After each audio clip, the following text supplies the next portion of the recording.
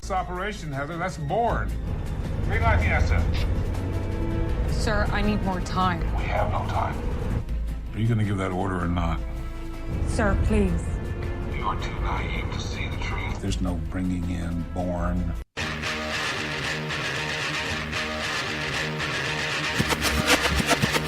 He will defend these police officers.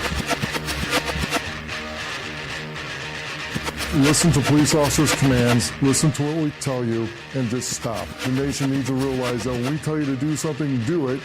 And if you're wrong, you're wrong. If you're right, then the courts will figure it out. We don't get the ticket, we enforce it. And at the end of the day, each and every member should go home safe. Sometimes the use of force is necessary. You need to comply with the police officer, the way the system was meant to be. Comply with the orders of police officers. Resisting arrest is a real and dangerous crime.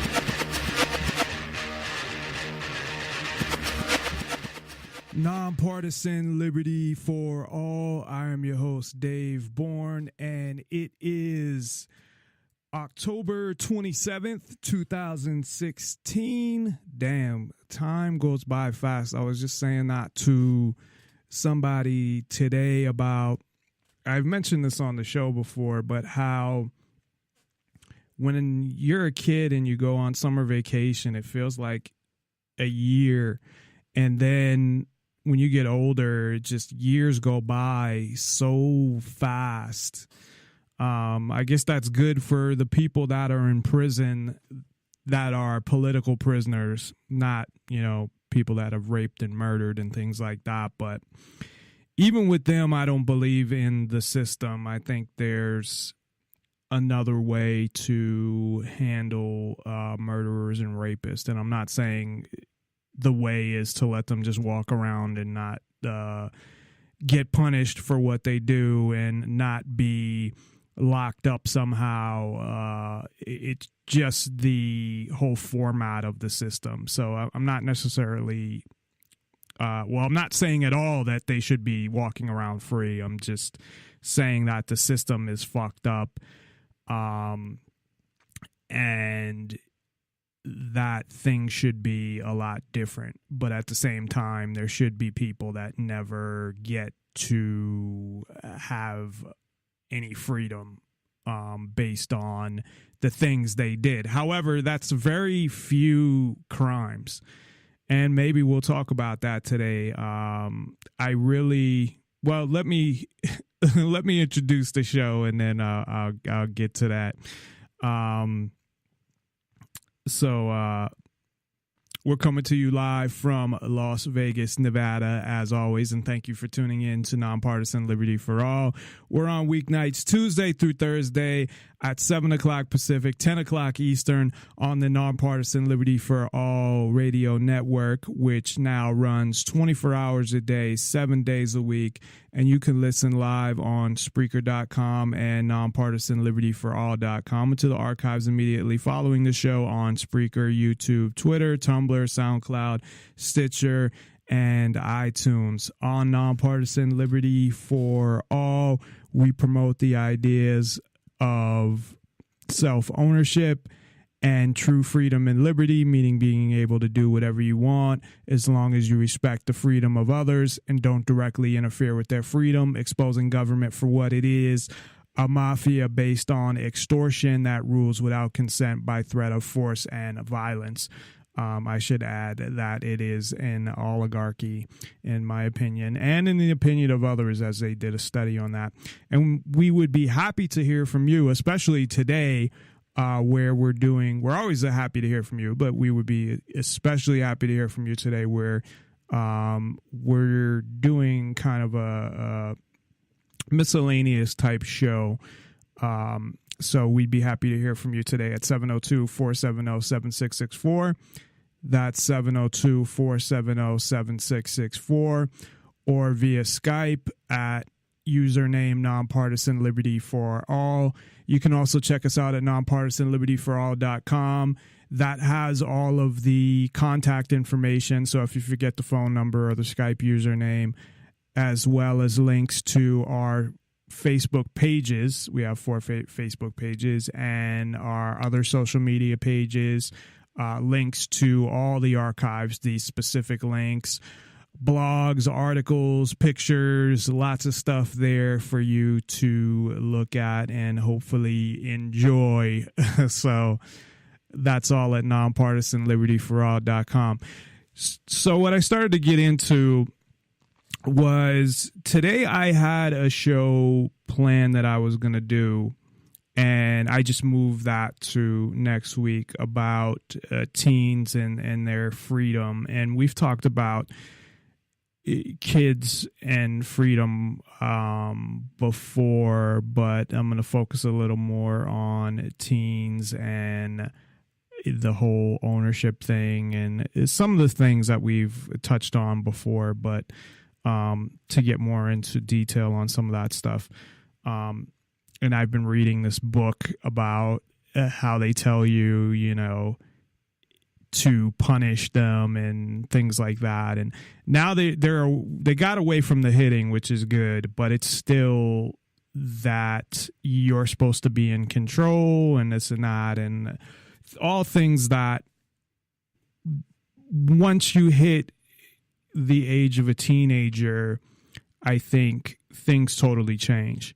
You can debate about anything, but and I don't like to tell people what to do. So I'll say, in my opinion, the age of when, you know, a child should be free, or, I mean, once they start walking and talking, I mean, they should have a certain level of freedom and self-ownership. I mean, really, the fact that as long as they need another person to survive, like infants or, you know, toddlers, that's a little different. So I'll agree with that. But, you know, when kids get to the age of like 5, I mean, they know a lot of shit that's going on. And, you know, even at 5 years old. So, shit, even younger than that. So it's hard to say when, a kid really, because they do own themselves. Even a baby, in a sense, there's some self-ownership there, in that I don't think you should be able to do anything to them that is irreversible or that is something that, like, you shouldn't tattoo a baby for this, and most people won't, but they may be doing this in the future, or they may be doing it now, who knows, with chips and shit like that, or doing something at the hospital that's tiny and you don't even know about it.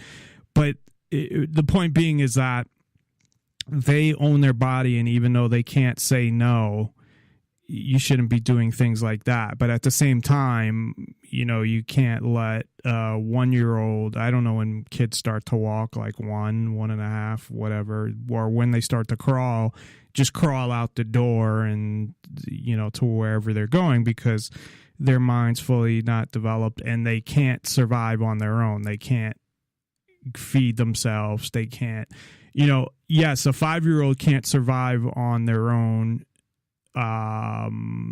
sort of, because you could say you support them, but if they had to, they could.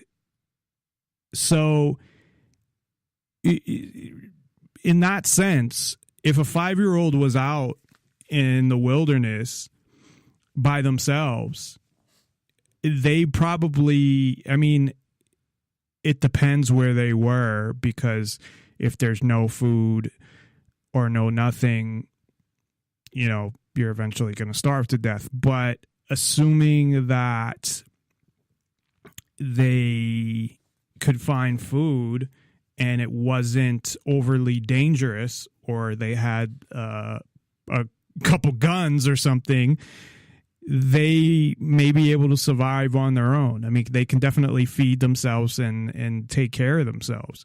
So it's just, that's one of the hardest things for when I look at, and this is not what I'm going to talk about today, but because I had mentioned the show I was going to do, and I wasn't really going to talk about, I would have mentioned this, but I was going to focus more on teens. But it's hard to say, like, you know, that a 5-year-old, if anybody said a 5-year-old has the right to consent to certain things, people would right away say, no, they don't. The parent has the right. And that means the parent owns them. So it's hard to say when they have the right to consent. However, I will say that as a teenage, once you hit, you know, your teens, I believe you have the same rights as adults. And you did hundreds of years ago, but somehow that got lost. And they say, well, that was only because you died by age, 40. But that doesn't matter. I mean, people got married at 13 and 14. So what is your point? I don't understand okay, well, because of this was okay then, but it's not okay now. Explanation. So I'm not going to get into that tonight, although essentially I did have a show planned. I was going to cancel tonight's show, so I moved it to Tuesday, and then I fell asleep for a little while and woke up, and it's hard for me to not do a show. It really is, even though I've been having issues with energy and always being tired, and just between the stuff with work is just mentally exhausting for me. So I was just going to take a break tonight, and then I'm laying there, and I have my alarm's always set for 6, because that's, no matter what, I at least start by 6 or start to get ready, because make sure the equipment's good and test stuff, because no matter how many times I fucking think all my settings are where they should be, there's always that time that something's not working or whatever. So I go and test my settings, and if there's stuff I have to convert files, and I have to create the show and get that ready. So there's a list of things I have to do. So I always start that at 6. Now today I actually came on 15 minutes early because I was just ready to go, and I really don't want to go past 9 so I get enough sleep.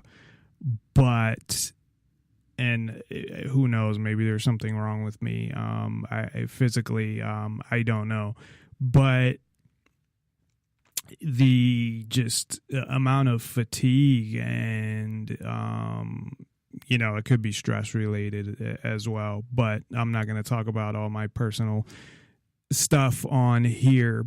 But this is, for me, it's just so important, and I want to make sure, even though, last week I missed 2 shows because of some stuff going on at work, and I want to make sure that, if I say I'm going to be on the air Tuesday through Thursday, that I am. The only reason, to be honest, that I don't, that I'll miss shows and I don't look at it as a big deal, especially now that things are 24/7, is because I don't get a lot of live listeners. If I did, it's weird, because when I was on Blog Talk Radio, I did. Not a lot. I mean, when I say a lot, it's all relative to how many I get and how many are listened to after the fact. So I don't say a lot, and maybe they have trouble with the connecting, or they're not doing it correctly, or what. I don't know, because I don't have any, although I've never listened to one of my live shows because I'm on the air. Actually, that's not true. I have, because Ellen's show that's on Mondays at 7:00 Pacific, I've listened to her show, and I don't have any problems through my phone or through my computer or through the website or anything. So I don't know. Maybe people are just busy, the majority of people, at the time that it's on, and this is really the only time I can do the show. I could do it a little earlier, and that's about it. I can't do it any later because of work, and I can't do it any earlier than after work. So I'm kind of constricted when it comes to the time. But I don't get a lot of live listeners. They usually will listen to the archives. So if I knew that I had a certain amount of listeners, if I knew I had 5 listeners that listened every day live, or 10, sometimes it's none, to be honest, that will listen live. And then there'll be, a lot of people, again, it's all relative, but that listen to the archive, even over time. I mean, there was one that just recently was like 100 and something. And for me, that's a lot. I mean, if I hit 100 on every show right now, I'd be happy with that. Now, of course, my goal is to go way beyond that. But that's, I'm a small little radio network. I mean, I'm not really even a network, if you want to get technical, but I call myself a network because I run it 24 hours a day, and I have 2 shows on it, and we're looking to add shows, and we're still supposed to add another show, but that just hasn't come together yet. So I do consider it a network, but I mean, it's small compared to other internet shows. But there's a lot of internet shows that are right around the same amount of listeners too. So to the, I guess, very successful or semi-successful ones, it's really small compared to that.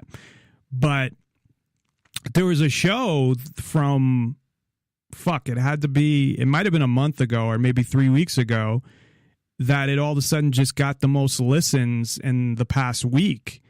And I'm like, what the fuck? And I think it went like up to 150 or something, And the highest I've had is my show on Kratom. The first one went up to like 950, so almost 1,000. And that was a huge thing for me. Of course, the biggest show that I have, right, even though it wouldn't have made a difference because most of my listens aren't on YouTube, but YouTube, because of the subject, I guess, they didn't allow me to monetize it. They are really fucked up on how the restrictions they put on monetization. And that means, getting paid for shows. You really don't get shit. I mean, for even 1,000 listens, it might be like 10 or 20 bucks, and they won't even pay you till you get 100. So I probably have like $5 if I'm lucky, just because, again, the majority of listens that I get are, through the archives, because I can see, are direct Spreaker listens, which is fine. But I don't know if there's a something on Spreaker that I can set up where I get something. I don't think there is, because they don't play commercials, and that's the difference. But I could play my own commercials if I could get a sponsor and things like that. And those are all things I plan to do in the future. But like I've talked about, it's just with this whole thing of just being tired all the time, and doing the show and work and still being tired and wanting to do all these other things related to the show to make it more successful, it's hard. And, hopefully I'll figure out what, it could just be I don't get enough exercise or I'm just not happy with things right now, or I'm just too stressed out or whatever. I mean, it could be a million things, so who knows. But somebody had recommended a B12 shot that the doctors you can get at the doctor's office and get like once a month, and that might help. So I might just try that and see if it makes a difference. I had asked about vitamins, B12 vitamins, which I have, and I did feel like I had more energy. And I do work out I mean, the amount of time I work out isn't that much. I lift like weights and do some sets, but not many. And do a couple other things that maybe in total is like 15 minutes just to do something. And then I go up like 6 flights of stairs when I'm going to work and when I'm going home. So that helps too. But yeah, so so for today's show, I had planned on just sleeping. I was just like, you know what, fuck it, I'm just gonna sleep. But I feel like, I want to be on the air. I want to be talking to people, reaching people, talking about all these ideas, and I don't want to be wasting my life away sleeping. I mean, on days that I don't do the show a lot of time, I've had Fridays where I've come home and just went to sleep to take a nap, and I didn't wake up till the next day. And it's like, what the fuck, man? And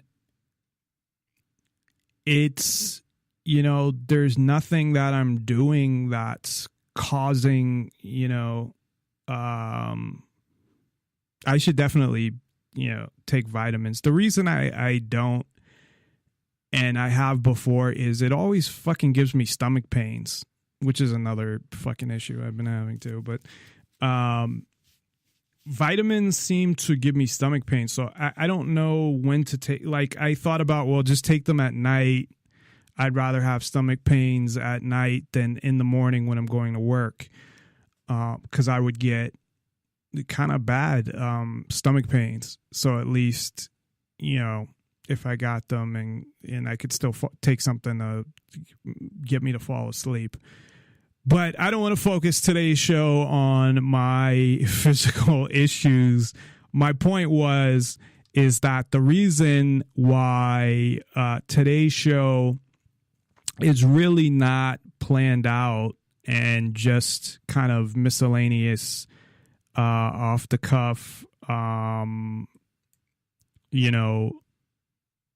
material. I didn't really plan out a topic, is because, I did, but then I planned on not doing the show. So I didn't put any, I didn't do research really for the show that I had planned to do today, although a lot of it I already know. But, I didn't organize everything and clips, find some new clips and stuff like that. And so I wasn't really prepared to do it.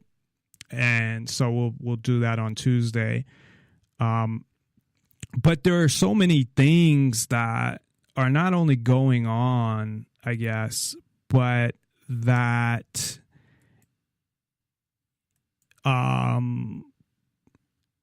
I like to make sure I bring up every so often, or sometimes I feel I'm neglecting because I'm doing a show on a specific topic. Now, a lot of times we'll go off topic and get into a rant or something like that. And that's, radio. it happened yesterday where we got, we're talking about basically when Ken Shorgen is on, who, again, you can find at thedailyeconomist.com or Ken Shorgen on YouTube, where we talk about the economy and geopolitics. And we started off with something else because it was a conversation that we were having off air about the Rock and Roll Hall of Fame. But we got into other things regarding government because me and Ken differ on some things. I actually think it depends how you look at it.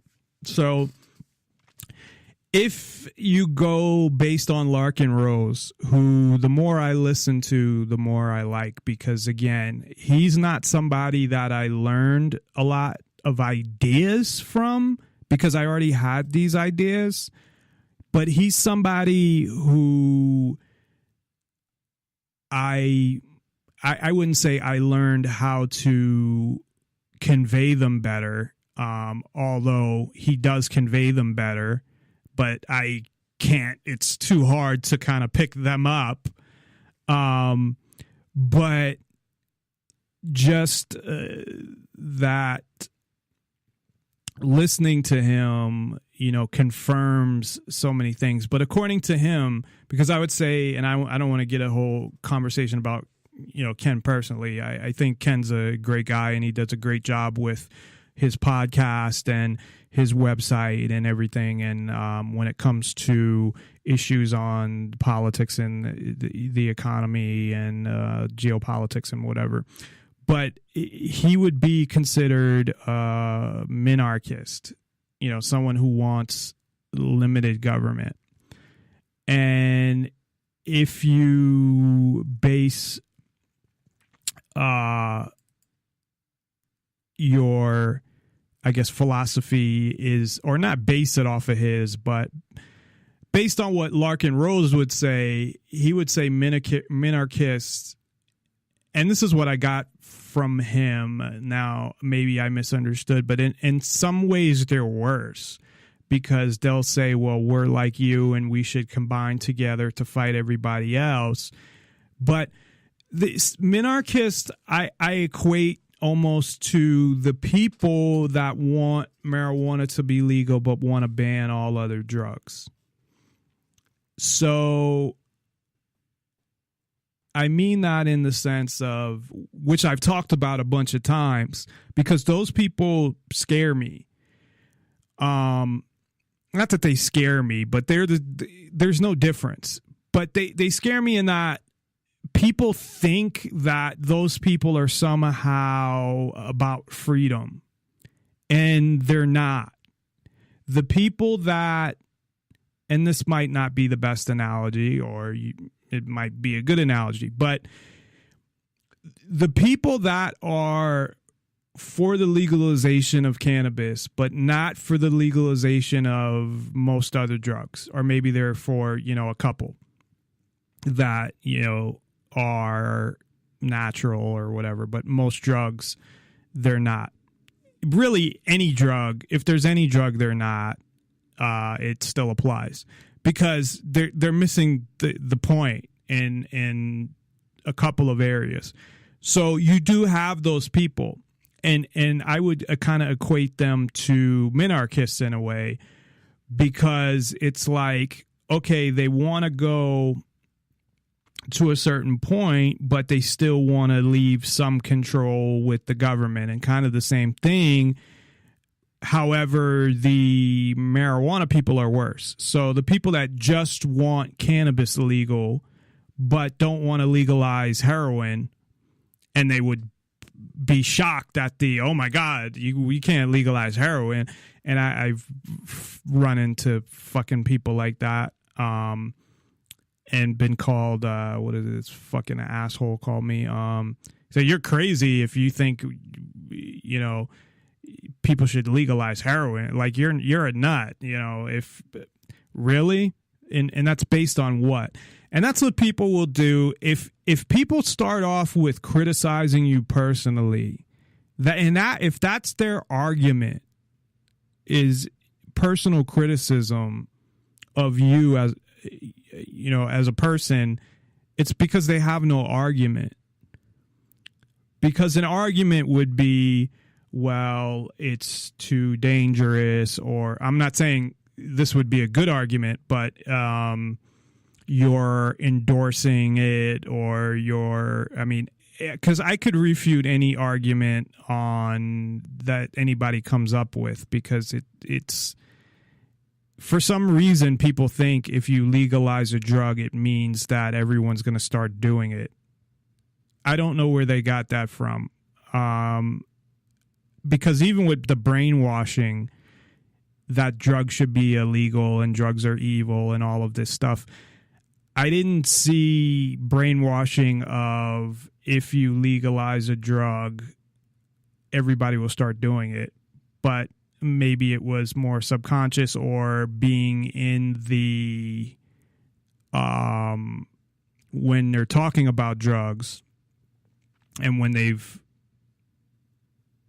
put out all the propaganda, that was just inferred that obviously if you make drugs legal, then, you know, bad things are going to happen that are worse than when they're illegal. But those are the people that are scary, because people think they're scary in the sense that people think that they actually support freedom when they don't. Because, one, they don't support self-ownership. That's a given. If you, and I always use drugs because it's the easiest to use, and I used it yesterday in our conversation, and then I think I need to think of other things to use when it comes to this argument. But, you know, the whole self-ownership thing and being able to choose what you want to put in your body. But if you think that the government should have anything to do with any substance whatsoever, which they never used to, that you don't believe in self-ownership. It's just it's a fact. I mean, that's not even an opinion. If you can't say that you believe in self-ownership, but you think certain substances should be illegal. I mean, you could say that, but it's not true. I was trying to think of an analogy, but I can't. The one doesn't come to mind right now. But it's a total contradiction, is what it is. It's saying, yeah, I believe that I own myself, but at the same time, the government, if it's bad enough, you can't have an argument. It's not a valid argument to say, well, if it's bad enough, then the government should regulate it. But if it's not that bad, then you should do it. But I believe in self-ownership. And the majority of people would say that they believe they own themselves, I think. At least at some point. I don't know if they would say that anymore. Maybe they would. It'd be interesting to do, you know, a man on the street thing regarding that. Because I think that most people, whether they say they own themselves or not, would be hesitant to come out and say, well, the government owns me. Because think about that for a minute. If you're admitting that the government owns you, think of the ramifications of what that means. The government owning you. Because if you don't own you, right, then who else owns you? And that would be the government. I mean, you could say nobody owns you, but nobody owning you is the same thing. If nobody owns you, then you should be able to put whatever you want in your body too. I mean, it's It's just another word for saying you own yourself, because there were people that said they didn't like the word, that you own yourself, or because they don't like the word ownership or something like that, or whatever. But either way, if you say, well, nobody owns me, well, if nobody owns you, then you should be able to do whatever you want with your body. So you really only have three answers. Technically four, because there could be, if you want to say that an actual person owns you, you could do that too. So there's either you own yourself, nobody owns you, which is the same thing as you own yourself. So that's really one answer. The government owns you, or you actually say that a specific person owns you. And that might, in certain religions, be the case, that people's husbands own them. And speaking of that, being that we're kind of on I just saw a picture of this, and yesterday, I think it was either yesterday or the day before, I was watching a documentary about hate, which was totally distorted. But I want to be honest about this, and people can call me discriminating against Muslims for saying this if they want, and I don't give a fuck. Fuck you. But I always had thought, now, don't get me wrong. When I say something, that's my personal opinion. I don't believe the government should get involved in it, or it should be illegal, or they don't have the right to do it. I'm just saying my personal opinion, what I think it does. So women that wear any of the Muslim garb, and I'm not saying like if you wear like a Muslim dress, like it's like it's like a dress, like any other dress, but it's like, say, somehow a ethnic, dress or something. I don't know. I don't know if they have a such thing, but I think other religions may have some type of garb or some shit that, I don't know, that you may wear. But women that totally cover themselves, number one, or even wear the hijab, the head fucking thing, I believe that, and of course, it's so hypocritical. It's hypocritical because it shows that everything is about an agenda. It's not really about like women's rights and shit like that. It's all about the political agenda of control. It is what all this shit, whether it's, women or minorities or whatever, the agenda of that leans towards socialism and communism and all that stuff. That's really what it is. They exploit religion, race, gender to push an agenda of socialism and communism, and things like, hate speech should be banned or whatever. But I really believe that what they're doing, because where that comes from, as far as I understand it, and I'm sure there's a Muslim that would tell me I was wrong, but there's a bunch of Muslims that would tell me I was right. I think it's funny how on certain shows, and I'm not going to name, how they have one person that's a Muslim come on who happens to be, all Muslims are great because of what he says, because he's a good Muslim. But they could have, if another show has a Muslim on who says, fucked up things, their opinion, they're wrong. It doesn't matter. So what I'm saying is that, there's different kinds of Muslims, just like there's different kinds of Catholics and whatever. But what, and I don't believe in organized religion, and believe me, I would criticize,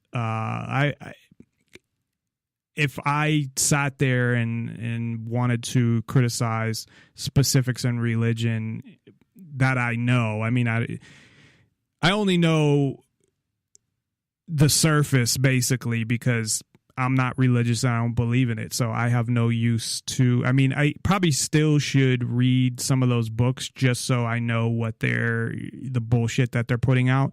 But they're all ways to control people, in my opinion. And I've talked about that before.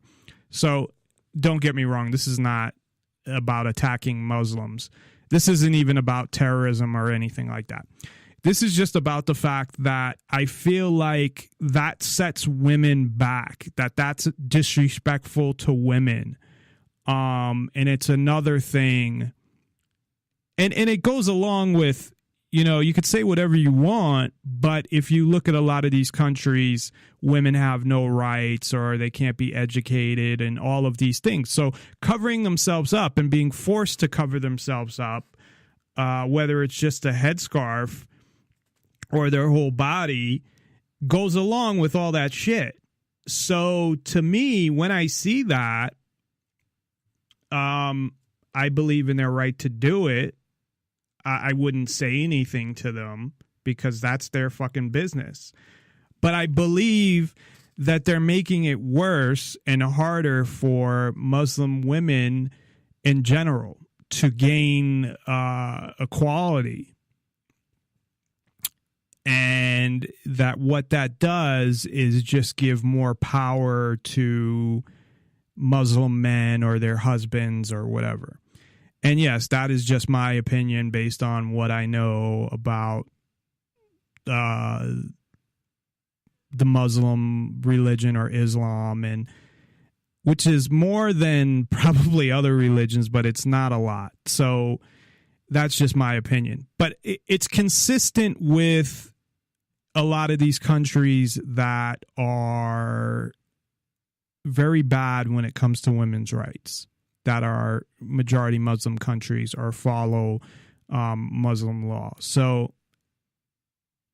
I just watched something that had women in it that were wearing them. So, and I just saw a picture as on a website where they're flashing, you know, pictures with a guy who's wearing a thing on his head. But I think that's more for the fucking heat than anything. But I think some of the stuff that they actually wear is because it fucking protects them from the heat. It helps with, you know, when you're in the desert or whatever. But that would be the men. But it might have some meaning as well. So I have no idea. So I may sound like an idiot on that. I really don't give a fuck. So anyway, when it comes to women, though, I really do think that and they don't feel this way, obviously, or they wouldn't wear them. But I'm sure there are a lot of Muslim women who do. So, you know, they can do what they want. That's their right and their choice, but they may be affecting other Muslim women by doing that.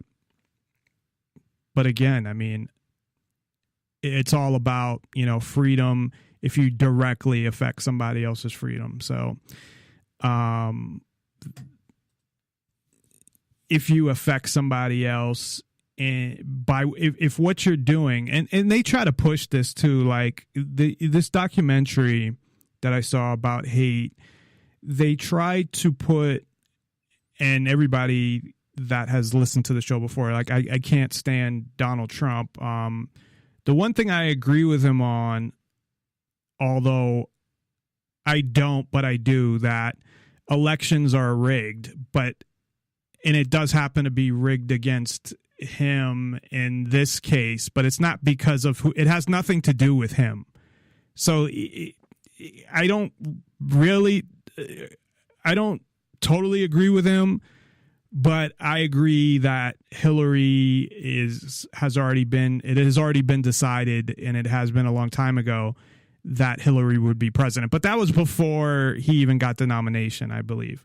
So it's not really against him. It's just pro her.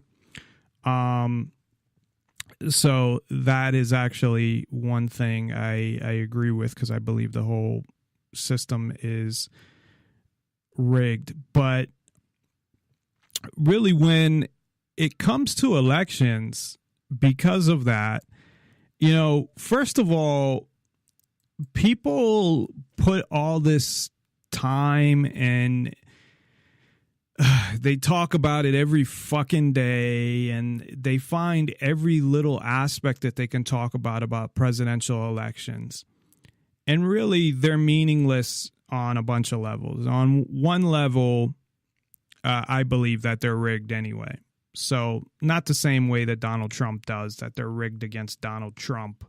The reason I brought up Donald Trump in the first place, and I'll get back to the election thing, is because they blamed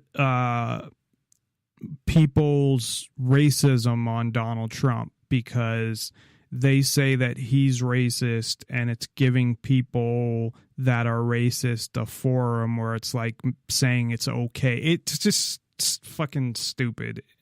There are racist people and they're doing what they're doing, but to kind of, it's almost like a setup to ban certain speech, because what they're saying is, well, there's the leader up here and all these people are doing these things, whether they're doing them or not, I don't know. But let's say they are, whatever. But they're saying that they're doing them because this one person up here is an inspiration for hate. So kind of what they're doing is putting the seeds of, that's dangerous if you have somebody that's a public figure, especially running for president, but even if they're just a public figure, going out and saying certain things. Now, whether he said hateful things or not, I don't know. I didn't follow everything he said. Some of them are racist things or not. I mean, some of them were definitely mean things that he said, like to certain news people and stuff like that and whatever. But it kind of sets that. I mean, he has the right to do that. Now, you don't have to agree with it and you don't have to listen to it neither, but they're kind of setting up this whole,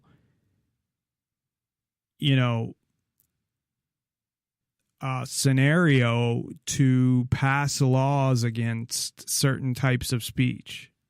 And I see it coming. I mean, we're headed for disaster. I mean, and I mean, if you believe in freedom, if you want to be free. Now, if you want to be a slave of the government, which you partially are anyway, but I mean, if you want the government to continue to move further and further into your life, which they've burrowed their way pretty deep in there. People forget every day that they're spying on everything you do. But if you want them to go further, that's what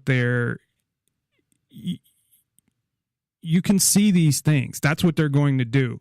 You can see it from things like this. Like right away, I see a documentary like this and I see the exact propaganda that they're putting out there. It's not hard to see. You can identify it right away. Now, the other side of it is, I'm not a Trump supporter. I'm not a Trump fan. I can't stand him, nor can I stand Hillary, but that doesn't matter because I don't think there should be a president or a government. So there goes that whole thing anyway. But it doesn't even matter because it's rigged. And the election, people forget that the president, at least how it's supposed to be. Now, what's happening is that the president is becoming more and more powerful, where they're being able to do a lot of things that they're not supposed to do, because the president laid out by the Constitution doesn't have a lot of power. And whoever's president, they act like is the most important thing. That's more important than the governor of your state, and more important than this, and more important than that. And it never used to be, but it's becoming more important than it was. Definitely. But you still have Congress. You still have, and with them, they're all really, it doesn't even matter anyway, because again, the whole fucking thing is rigged anyway. It's controlled by the powers that be, along with some of the politicians. The elites run everything. It's an oligarchy. It doesn't even fucking matter. But I'm even going upon the premise, if it did, why people are like, well, if this person became president, I'd leave the country. And really, the reality is that the president doesn't have the power, even though it seems like they're... See, that's the whole thing. Once a precedent's set, they'll keep doing it. So each president keeps passing more and more executive orders, not necessarily number-wise, but the type of ones, more orders that are more like laws, as opposed to they're supposed to be administrative. They're really not supposed to exist, period, but somehow they got away with issuing it more of administrative executive orders, that has to do with an existing law or existing policy. And, they're kind of just administering it, I guess. But in reality, the president shouldn't really be that important as people make it out to be. So anyways, I'm going to take a quick break because there's a bunch of clips I want to play today. And being that, again, we're kind of just doing a freeform, I guess, show tonight, and probably be all over the place.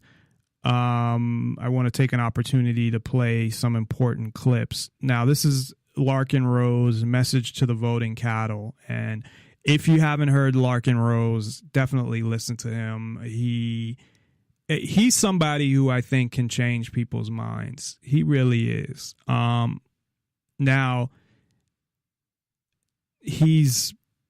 I wouldn't say he's strange looking, but he's like red. He has red hair, and he's just, I don't know. Like, it would be better if Larkin Rose looked like, Brad Pitt or Tom Cruise or something. Not that I'm saying, I look at Brad Pitt and Tom Cruise, or Larkin Rose for that matter, like that. But I mean, or if it was a girl, and that's what he kind of tried to do, is get Josie Wales, or Josie the Outlaw, she calls herself, who's cute, but I mean, she's not, you could get better looking girls to do that kind of stuff. And then supposedly he was just her mentor. I don't know. Anyways, I don't want to really say anything bad about Larkin Rose, because I think what he does is great, and he's, broke as far as I know. It's not like he's making all this money off doing what he's doing. He's just doing it because this is what he believes in. So I'm going to play this clip, and I also have it in my loop of the 24/7 live stream, at least for now, because I think it's very important. And as many people, the more people that hear this, the better, along with some of his other stuff. So we'll play this, and we'll be back. Of course, if you'd like to call in, you can call in via Skype, which is the best way. You get the best sound. Username Nonpartisan Liberty for All. Just send us a message of your name and what you want to talk about, and a contact request, or is that what it's called? Contact request? Yeah. So they add you to your contacts, or send me a text and then call me if you want to call in at 702-470-7664. That's 702-470-7664. And anything you really want to talk about, as long as it's related to,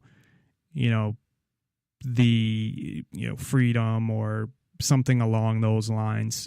Basically, anything you want to bring up tonight is fine with me. So we'll be right back after this. Nonpartisan libertyforall.com.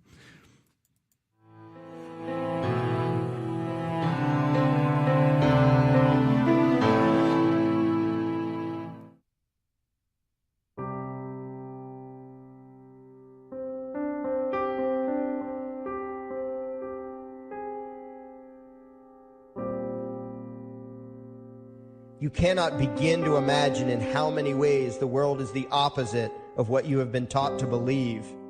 You see the guy who sells drugs to willing customers so he can feed his family as the scum of the earth, while you see the hypocrite who gives away stolen money in the name of government as a saint. You see the guy who tries to avoid being robbed by the federal thugs as a crook and a tax cheat, but see as virtuous the politician who gives away the same stolen loot to people to whom it does not belong. You see the cop as a good guy when he drags a man away from his friends and family and throws him in prison for 10 years for smoking a leaf. And you see anyone who defends himself from such barbaric fascism as the lowest form of life, a cop killer. In reality, most drug dealers are more virtuous than any government social worker, and prostitutes have far less to be ashamed of than political whores, because they trade only with what is rightfully theirs and only with those who want to trade with them. The upstanding, church-going, law-abiding, tax-paying citizen who votes Democrat or Republican is far more despicable and a bigger threat to humanity than the most promiscuous, lazy, drug-snorting hippie. Why? Because the hippie is willing to let others be free, and the voter is not. The damage done to society by bad habits and loose morality is nothing compared to the damage done to society by the self-righteous violence committed in the name of the state. You imagine yourselves to be charitable and tolerant when you are nothing of the sort. Even the Nazis had table manners and proper etiquette when they weren't killing people. You think you're good people because you say please and thank you? You think sitting in that big building on Sunday makes you noble and righteous? The difference between you and a common thief is that the thief has the honesty to commit the crime himself, while you whine for government to do your stealing for you. The difference between you and the street thug is that the thug is open about the violence he commits, while you let others forcibly control your neighbors on your behalf. You advocate theft, harassment, assault, and even murder, but accept no responsibility for doing so. You old folks want the government to steal from your kids so you can get your monthly check. You parents want all your neighbors to be robbed to pay for your kids' schooling. You all vote for whichever crook promises to steal money from other people to pay for what you want. You demand that those people who engage in behaviors you don't approve of be dragged off and locked up, but feel no guilt for the countless lives your whims have destroyed. You even call the government thugs your representatives, and yet you never take responsibility for the evil they commit. You proudly support the troops as they kill whomever the liars in D.C. tell them to kill, and you feel good about it. You call yourselves Christians or Jews or claim to follow some other religion, but the truth is what you call your religion is empty window dressing. What you truly worship, the God you really bow to, what you really believe in is the state. Thou shalt not steal, thou shalt not murder, unless you can do it by way of government. Then it's just fine, isn't it? If you call it taxation and war, it stops being a sin, right? After all, it was only your God that said you shouldn't steal and murder, but the state said it was okay. It's pretty obvious which one outranks the other in your minds. Despite all the churches, synagogues, and mosques we see around us, this nation has one God and only one God, and that God is called government. Jesus taught nonviolence and told you to love your neighbor, but the state encourages you to vote for people who will use the violence of government to butt into every aspect of everyone else's life. Which do you believe? To those about to stone a woman who had committed adultery, Jesus said, "Let him who is without sin cast the first stone." But the state says it's perfectly fine to lock someone up if they do something you find distasteful, such as prostitution. Which do you believe? The Christian God says, "Thou shalt not covet," but coveting is the lifeblood of the beast that is the state. You are taught to resent, despise, and hate anyone who has anything you don't have. You clamor for the state to tear other people down, steal their property, and give it to you. And you call that fairness. The Bible calls it coveting and stealing. You are not Christians. You are not Jews. You are not Muslims. And you certainly aren't atheists. You all have the same God, and its name is government. You're all members of the most evil, insane, destructive cult in history. If there ever was a devil, the state is it, and you worship it with all your heart and soul. You pray to it to solve every problem, to satisfy all your needs, to smite your enemies, and to shower its blessings upon you. You worship what Nietzsche called the coldest of all cold monsters, and you hate those of us who don't. To you, the greatest sin is disobeying your God, breaking the law, you call it, as if anyone could possibly have any moral obligation to obey the arbitrary commands and demands of the corrupt, lying, delusional megalomaniacs who infest this despicable town. Even your ministers, priests, and rabbis, more often than not, are traitors to their own religions, teaching that the commands of human authority should supersede adherence to the laws of the gods they say they believe in.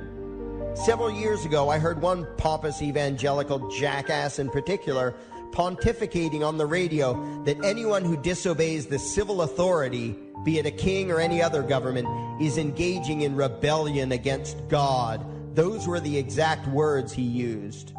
What if the government is doing something wrong? Well, this salesman for Satan opined, that is the business of those in government, and you are still obligated to obey. Everywhere you turn, be it the state or the church, the media or the schools, you are taught one thing above all else: the virtue of subjugating yourselves to mortals who claim to have the right to rule you. It is sickening the reverence with which you speak of the liars and thieves whose feet are so firmly planted on your necks. You call the congressmen and the judges honorable, and you swoon at the magnificence of the grandiose halls they inhabit, the temples they built to celebrate the domination of mankind.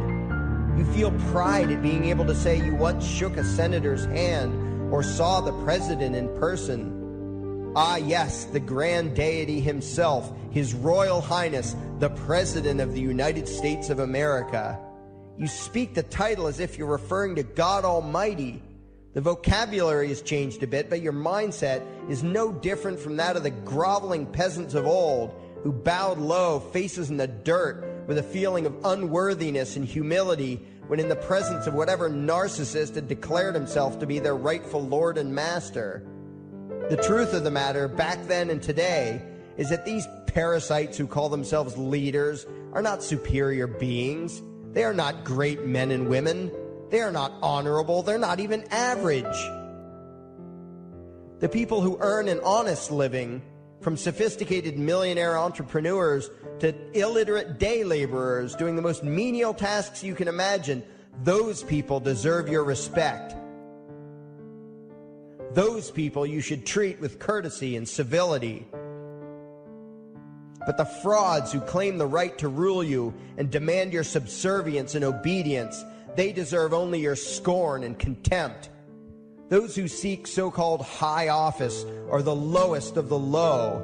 They may dress better, have larger vocabularies, and do a better job of planning out and executing their schemes, but they are no better than pickpockets, muggers, and carjackers. In fact, they are worse, because they don't want to rob you of just your possessions. They want to rob you of your very humanity, deprive you of your free will, by slowly leeching away your ability to think, to judge, to act, reducing you to slaves in both body and mind. And still you persist in calling them leaders. Leaders? Where is it that you think you're going exactly that would require you to have a leader? If you just live your own life and mind your own damn business, exercising your own talents, pursuing your own dreams, striving to be what you believe you should be, what possible use would you have for a leader? Do you ever actually think about the words that you hear, the words that you repeat?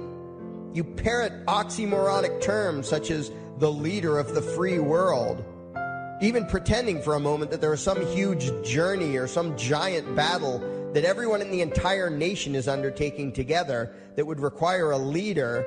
Why would you ever think, even for a moment, that the crooks that infest this town are the sort of people you should listen to or emulate or follow anywhere? Somewhere inside your mostly dormant brains, you know full well that politicians are all corrupt liars and thieves, opportunistic con men, exploiters, and fearmongers.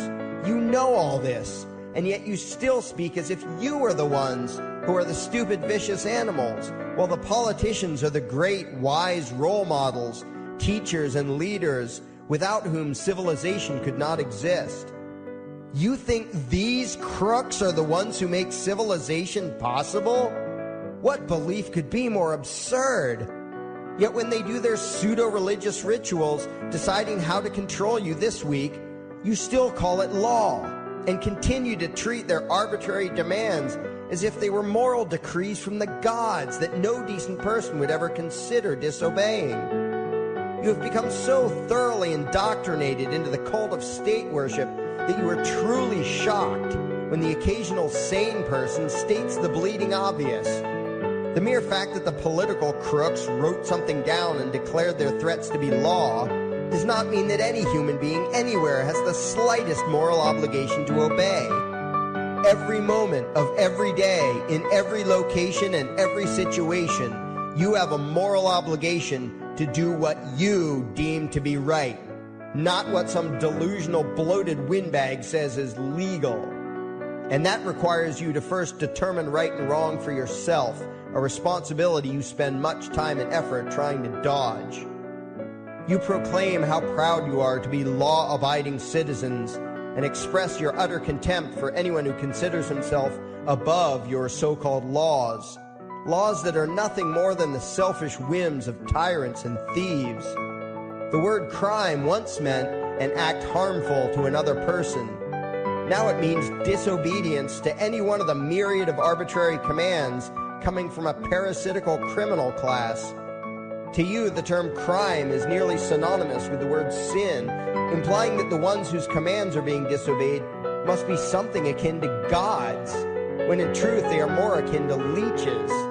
The very phrase, taking the law into your own hands, perfectly expresses what a sacrilege it is in your eyes for a mere human being to take upon himself the responsibility to judge right from wrong and to act accordingly, instead of doing what you do, unthinkingly obeying whatever capricious commands this cesspool of maggots spews forth.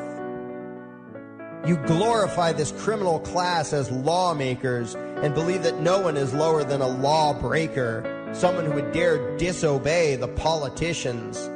Likewise, you speak with pious reverence of law enforcers, those who forcibly impose the politicians' every whim upon the rest of us.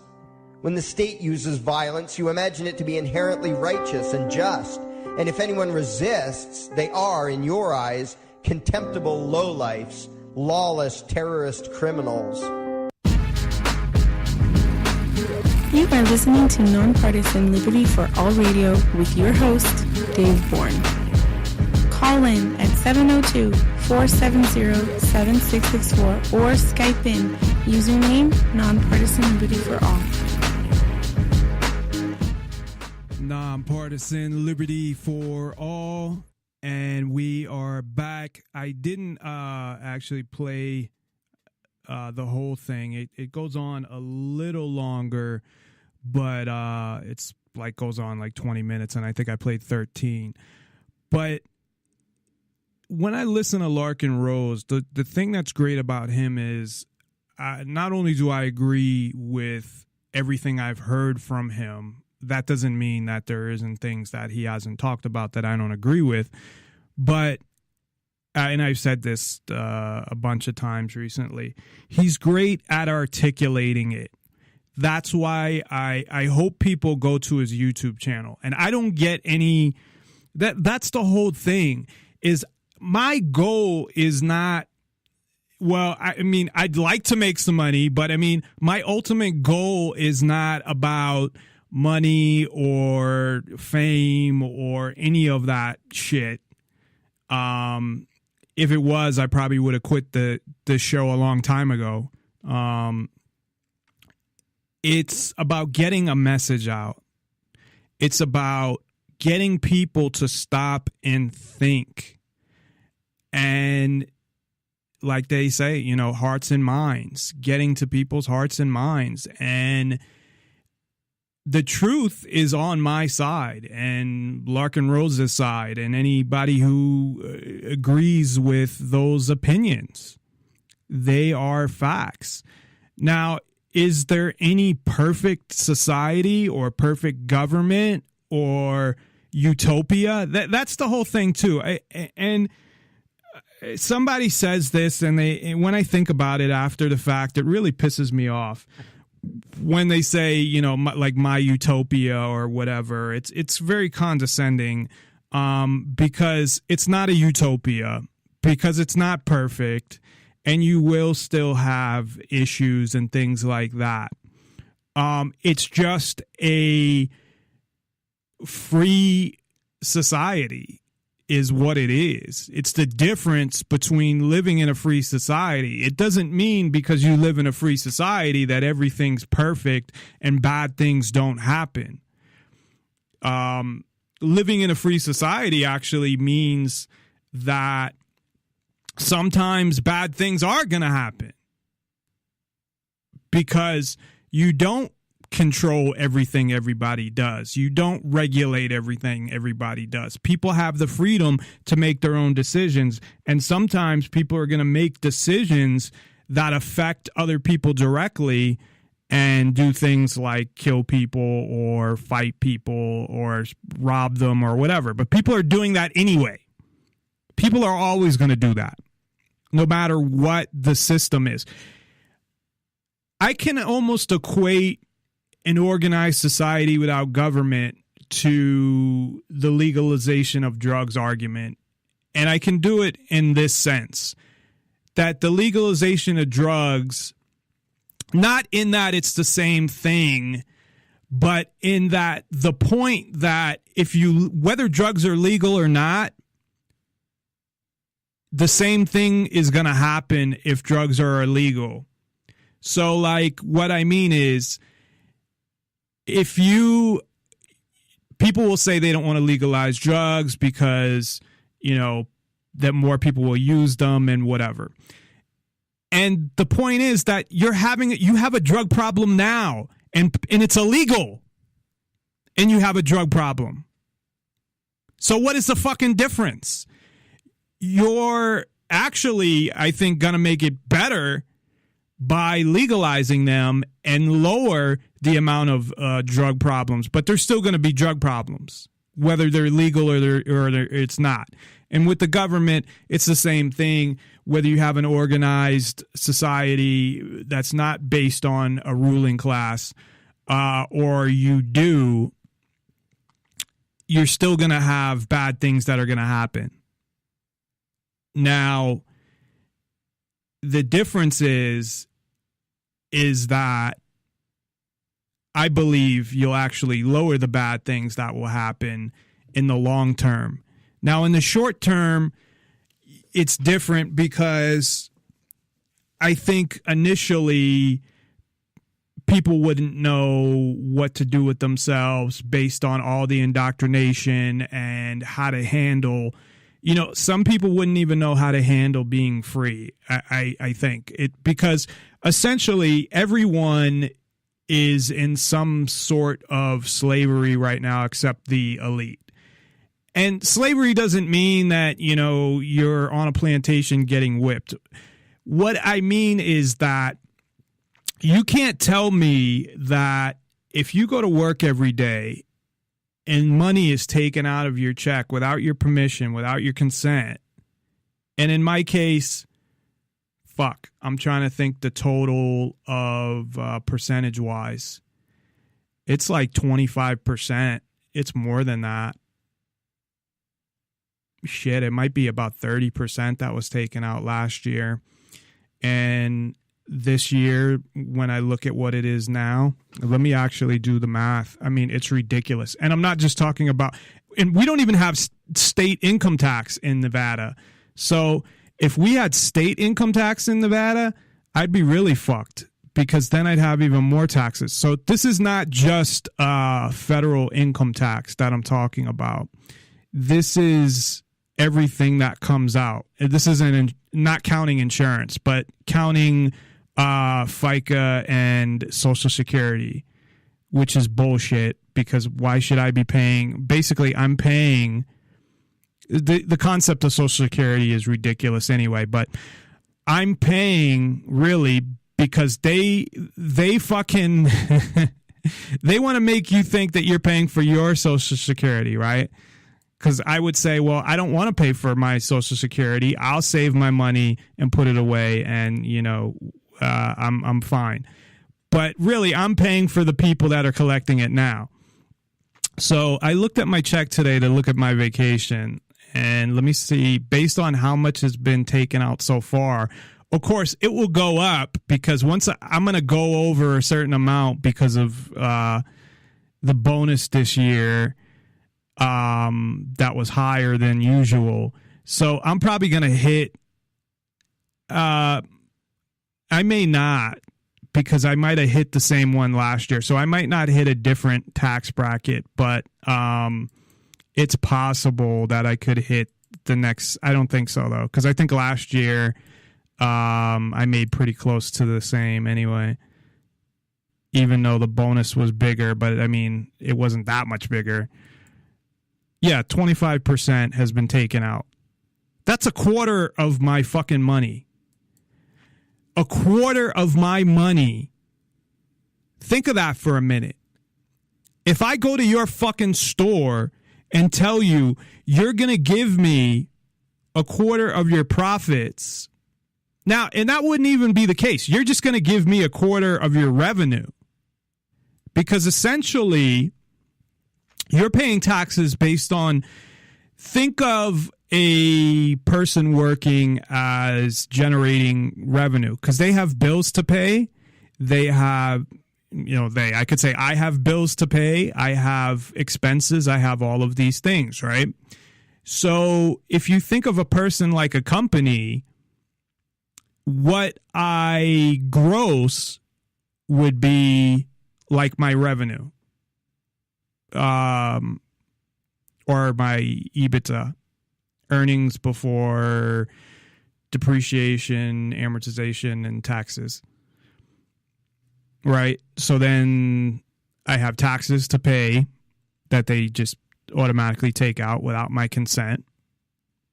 I have insurance to pay that is, it's like, well, actually, the insurance is not consensual anymore, neither. So I even forgot about that. So I have insurance to pay that's non-consensual. Now, and that's something I never bring up about the Obamacare that I always forget to bring up, that it's forced, it's mandated. I do bring it up once in a while, but I mostly talk about, because I assume everybody, realizes that, and I go into like the computer aspect of or the data collection aspect of it, which is the scariest part, but and what it's going to turn into. But so then I have all these bills. So that's like me coming into your store and saying, I want 25% of your revenue. Now, your actual net income could be a lot less than that. So personally, right, I would consider my net income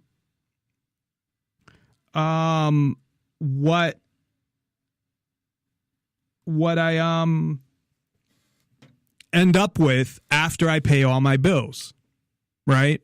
Because that's really what your net income, I guess, technically would be. It would be minus all your expenses, and here's your net income. So, but I'm saying that if it's the same thing, the government, they're not taking taxes off my net income. They're not saying, oh, we're going to take, 25% of what you have left after you pay all your bills. They're saying we're going to take right off the top, because if they took 25% of after I paid all my bills, I'd have a lot more money and a lot less taxes would come out. But at the same time, none of this is consensual. None of this is who was around when the Constitution was written? Who makes any of these choices? And I say, people will say, well, if you don't like it, then leave. Well, where am I going to go when the world has been taken over by governments? Because it's government that's the problem. I don't necessarily think the United States is the problem, although the United States is a government, but it's not just the United States. And I've said this so many times that it's government. My problem is with government. My problem is not just with the United States government. It's with government. Now, the United States government is getting pretty bad. One of the reasons is because they're able to, because they're an empire.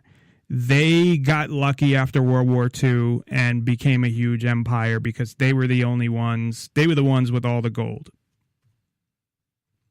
And that's really, to summarize it, I guess, how they became so big. But let's look at some things here. So based on what Larkin Rose was saying and just in general. So you're born, I'm actually Dave born. That was corny.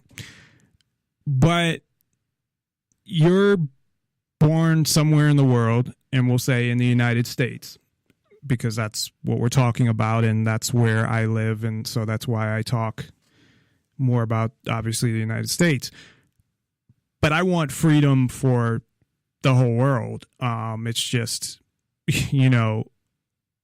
it's impossible to get freedom in one city, never mind the whole fucking world. And I'm one person. So anyway, you're born, until you're 18, you have no say anyway. You can't go anywhere. So even if you wanted to leave, everything's forced on you. Not only is everything forced on you by the government, everything's forced on you by your parents, and you don't even have a say. You don't have a vote. Not that your vote means anything anyway, but people believe it does. So based on what I'm trying to, I guess, go through this based on what some people think. So if you believe your vote means something and whatever, fine. But you don't get to vote if you're under 18. So you've been forced to go to school and been indoctrinated. You've been forced to do this and that between your parents and the government, and never had any say at all. None. Now, your parents could give you say if they wanted to within your house and within the laws of the government, or even without outside, because they could say, fuck, you can go do this, but if the government catches you, they're going to fucking arrest you, but I'm not going to stop you or whatever. So the only freedom that you have any chance of getting is based on who you happen to be born to, which is all just the luck of the draw, I guess. So if you have parents, like the majority of them, they're going to run the majority of your life. Now, you have some parents that are more involved than others. You have parents that are fucking animals that beat their kids and molest them and whatever. But we'll stick to the majority of parents that are there and they tell you what to do, but they give you some freedom, but they restrict it. So you go through this, and one, especially now, you know, you have more helicopter parents now. You have, because government media has really brainwashed them. And you have more and more laws. Every day you have more laws. I don't give a fuck where you are in the United States. You might have a new county ordinance, a city, a state, or federal, which will affect the whole country. But most likely, every day you have a new law of some sort. And that's been happening for years and years. So no matter what, how are things not going to get less free? How is the level of freedom not going to go down? Because no matter what happens, laws are being passed constantly. And as time moves on, the older the country gets, there's more laws. Rarely do they repeal any law. And they criticize people who don't submit bills, or don't, you know, they'll call them the congressmen that haven't done anything. That I support. Hey, there's a congressman who didn't submit anything. He didn't vote for anything. Okay, good job. Or somebody, hey, all they did was submit to get rid of this bill or get rid of this law, assuming it was, you know, wasn't a law that protected freedom and somehow. So essentially, Congress is looked down upon if they don't submit bills. So you have 430 on a federal level, 435 idiots that are vying to get their bills passed, and they're writing all these bills and trying to come up with these ideas to essentially either restrict people's freedom or make them comply with something.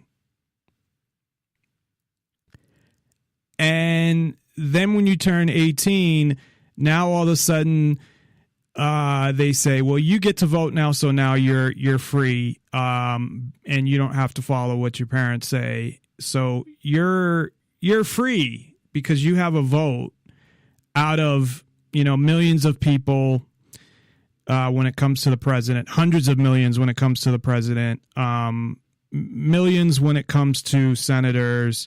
Even your local government is probably hundreds of thousands, depending on where you live. At least, you know, in the, 50,000 people, probably. And again, it depends on the office and where you live. So to say you have is minimal, along with the government the federal government trying to control things on a state level, including elections. There's money that comes from other states that goes into your state to get people elected. It's all rigged. The whole fucking thing is rigged, for one. Even if it wasn't, where does the government get their authority?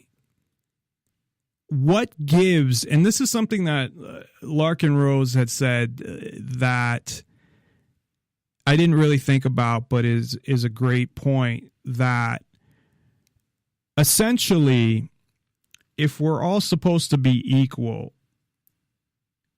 if one person has a right that another person doesn't, then that's invalid. That's not the way I'm paraphrasing, but to say if one person can do that, then everybody should be able to do that. So in a debate, he actually said that in a debate against the minarchists that, you know, if you're going to give power to certain people but not other people, then you're giving people, allowing people to control others and being able to, in a sense, rule over them. They're not equal. And I'm not explaining it as well as he did, obviously, but we don't have equality, even though you're never going to have equality as far as everybody being equal, because people aren't equal. Different people can do different things, but equal under the law. That if somebody has power that somebody else doesn't under a government structure, then that is not equal under the law and it's not valid. But that's not the words that he used. So, for example, like a cop has powers that regular people don't have. And you can't have that in a free society. You can't have people or a politician that can make laws that has powers that they have that you don't. Now, you can have powers as far as you own your own business and you're able to do what you want with your own business, and people, it's all voluntary.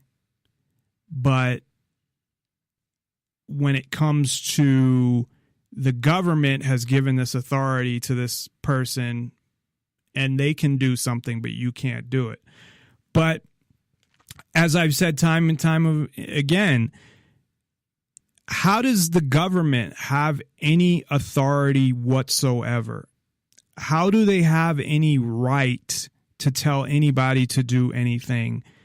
How do they have any authority to tell anybody to do anything? And where do their powers come from? Their quote unquote powers. Because what happened? So you had a Revolutionary War. I'm summarizing here, of course. They kicked England out. Then a bunch of essentially the elite at the time. Now, there's a lot of stories that differ when it comes to this. A lot of them, actually, as far as, you know, looking at history and how it's interpreted, different people and end up interpreting things different ways. And they'll say that, well, you know, they really just wanted for the rich people, rich elites to rule. And probably the majority of them were like that. But essentially, regardless, what happened was a certain amount of people, you know, representatives from every, I guess, at the time it would be colonies, got together. But a very small amount of people got together to establish first the Articles of Confederation and then essentially overthrew the government. Now, supposedly they followed the Constitution the Articles of Confederation on implementing the Constitution, but they did it in a way that they knew the people that would object to it. And this is my understanding, that the people that would object to it, they tried to keep as many people in the dark as possible that they thought would make it harder for them to do. So, you know, worst case, they overthrew the government. Best case, they sort of overthrew the government, or they changed out the government, sort of following the ways to do it, but not fully. So they even overthrew their own government, sort of. Now, I know there's people will dispute exactly how that went down, and I'm not a historian, but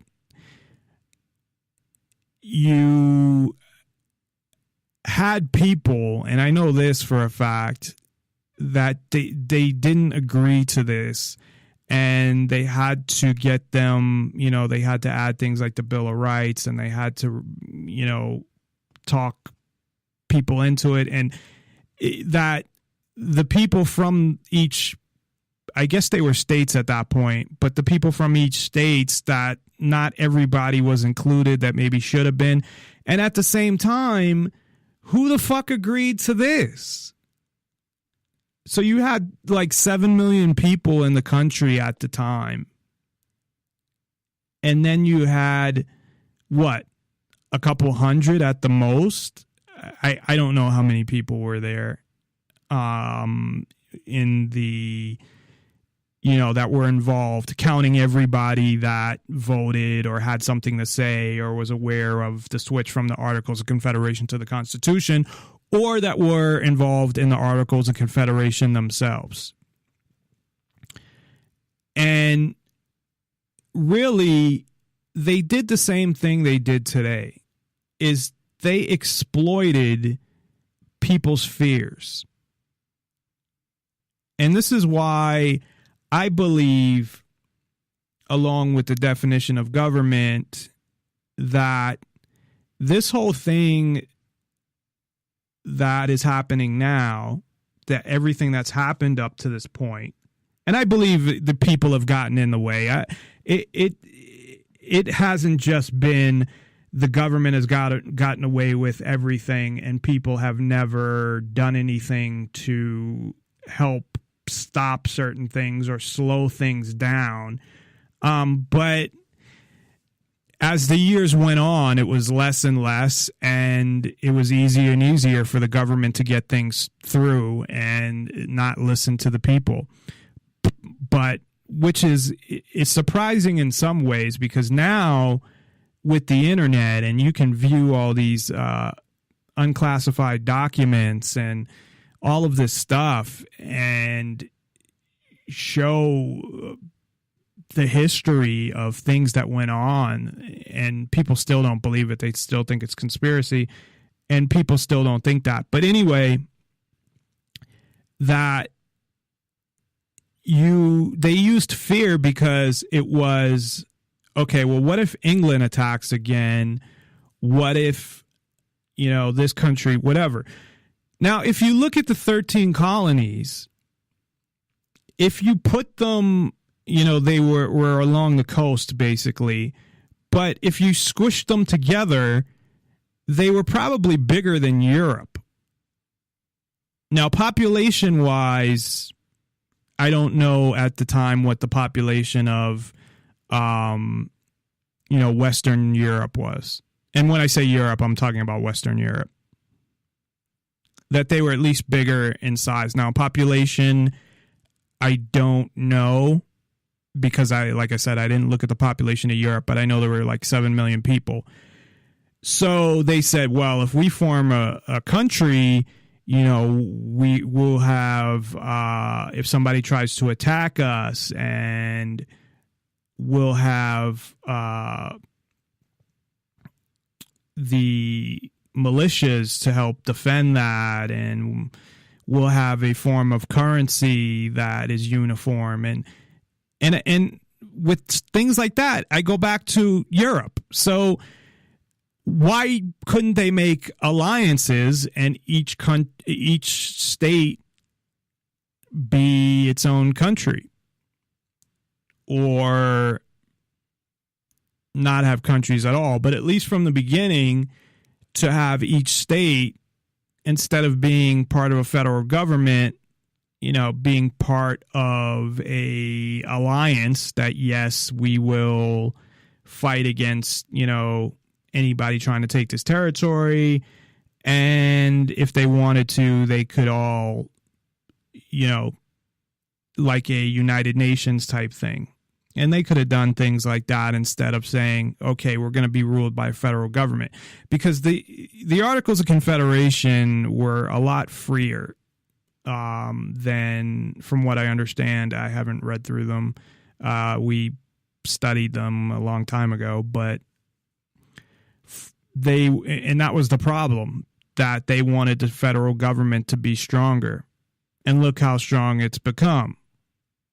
So, but the idea, in any case, whether these individual states were countries or not, was, again, you had people making decisions for others that had power over them, that never consented to this power.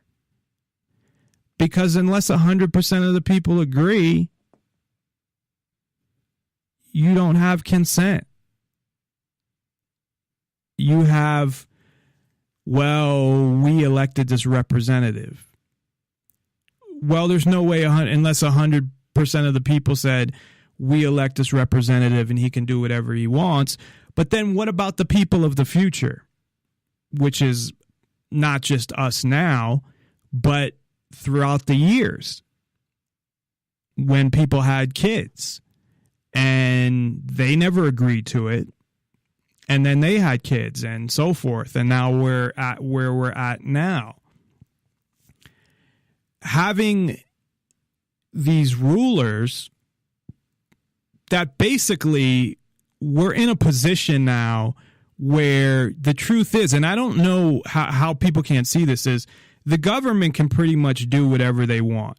They don't because of one reason, and that's the illusion of freedom. And I've talked about that before. Because if you had somebody just declare themselves dictator,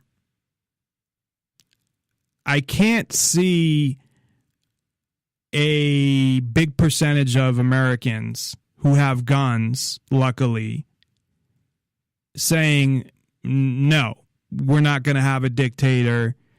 We have to take out this dictator. Not necessarily take over the government. And that's where I think, I'm totally against anything that has to do with taking over a government, because the whole thing is they would just develop another government. And that's probably what would eventually happen anyway. But I think it would be a big cycle. And I've talked about this before. So there's a cycle that basically I think has happened kind of through history to an extent. But I think America's gotten so powerful that I don't know that it will fall. So meaning that, empires, they start with freedom. They get people to buy into it. Then they, their plan all along is to turn on them and take control. They take over. It's tyranny. The people fight back against it. And the part that's missing, I think, is going to a organized society with no government. But then what you'd have is eventually people would slowly implement a government. But then it would go back to, they start at, you start at freedom again, and then you go in that circle and it gets to tyranny, and then it goes to, you know what I mean? So I believe that no matter what, maintaining a organized society without a government it's only a matter of time before you end up with a government, because over generations things are going to change. And that's the problem. But you could probably have it for a few generations. Now, it would depend on how they raised their kids and if, those type of things, and if that carried on. But I think it would only carry on so far. So eventually, I think they'd say, we need this, we need that, we need a small government. They would start as a small government, and then it would grow and grow because, again, you'd give people power. They'd take more power. They'd exploit things. They'd use false flags. They'd exploit things that happen, whatever, and then you'd have a government again. But I don't believe in, like, you have some people that believe in going to war with the government or something, or overthrowing the government. And I don't believe in that. One, I mean, I believe in the value of human lives, for one. And two, I think it's pointless. That's not the way to change things, because you're really not changing anybody's idea. You're just installing a different type of government. That's not the problem, in my opinion. It's not the type of government. It's government. Government is the problem. So in order to get to a point where you don't have government, you need the people to see things for what they are. The truth to get out. And for people to not use violence unless they absolutely have to in self-defense, but to use non-compliance. And what happens is, so in my theory, I guess, is if you convinced enough people of the truth and they said, yeah, the way things should be is, as long as you don't kill anybody or rape anybody or interfere with anybody's freedom, including their property, you have the right to do whatever you want. If anybody interferes with that, they're violating your rights. And that's the truth. They are. Now, government has said it is okay for them to violate your rights, and people somehow buy into it. They have been brainwashed to, this is the law. That means it's good and it has to be followed. Somewhere people took morality and good and merged it with the law. And because it's government, and this is something that Larkin Rose is big on too, is because it's government, people follow it. If it was me or an average person try to do the same thing, people would laugh at you or punch you in the face. But because it's government, all of a sudden, it's God's. Because you get a job with the government to enforce their bullshit laws, which they have no right to pass, that they are violating your rights when they pass them, somehow you are obligated to respect these people, and defending yourself against them is, oh my God, how could you do that? Like the percentage of the population, Larkin Rose did, and I'll play it probably in a couple minutes, when to shoot a cop. And even the name alone got people like nuts. What is a cop? A cop is somebody that was hired by the government to enforce the laws of the politicians. A government that does not ask for your consent, violates your rights. And when I say violates your rights, I mean the majority of their laws violate your rights. Their definition, the government's definition of violating your rights, is based on their writings.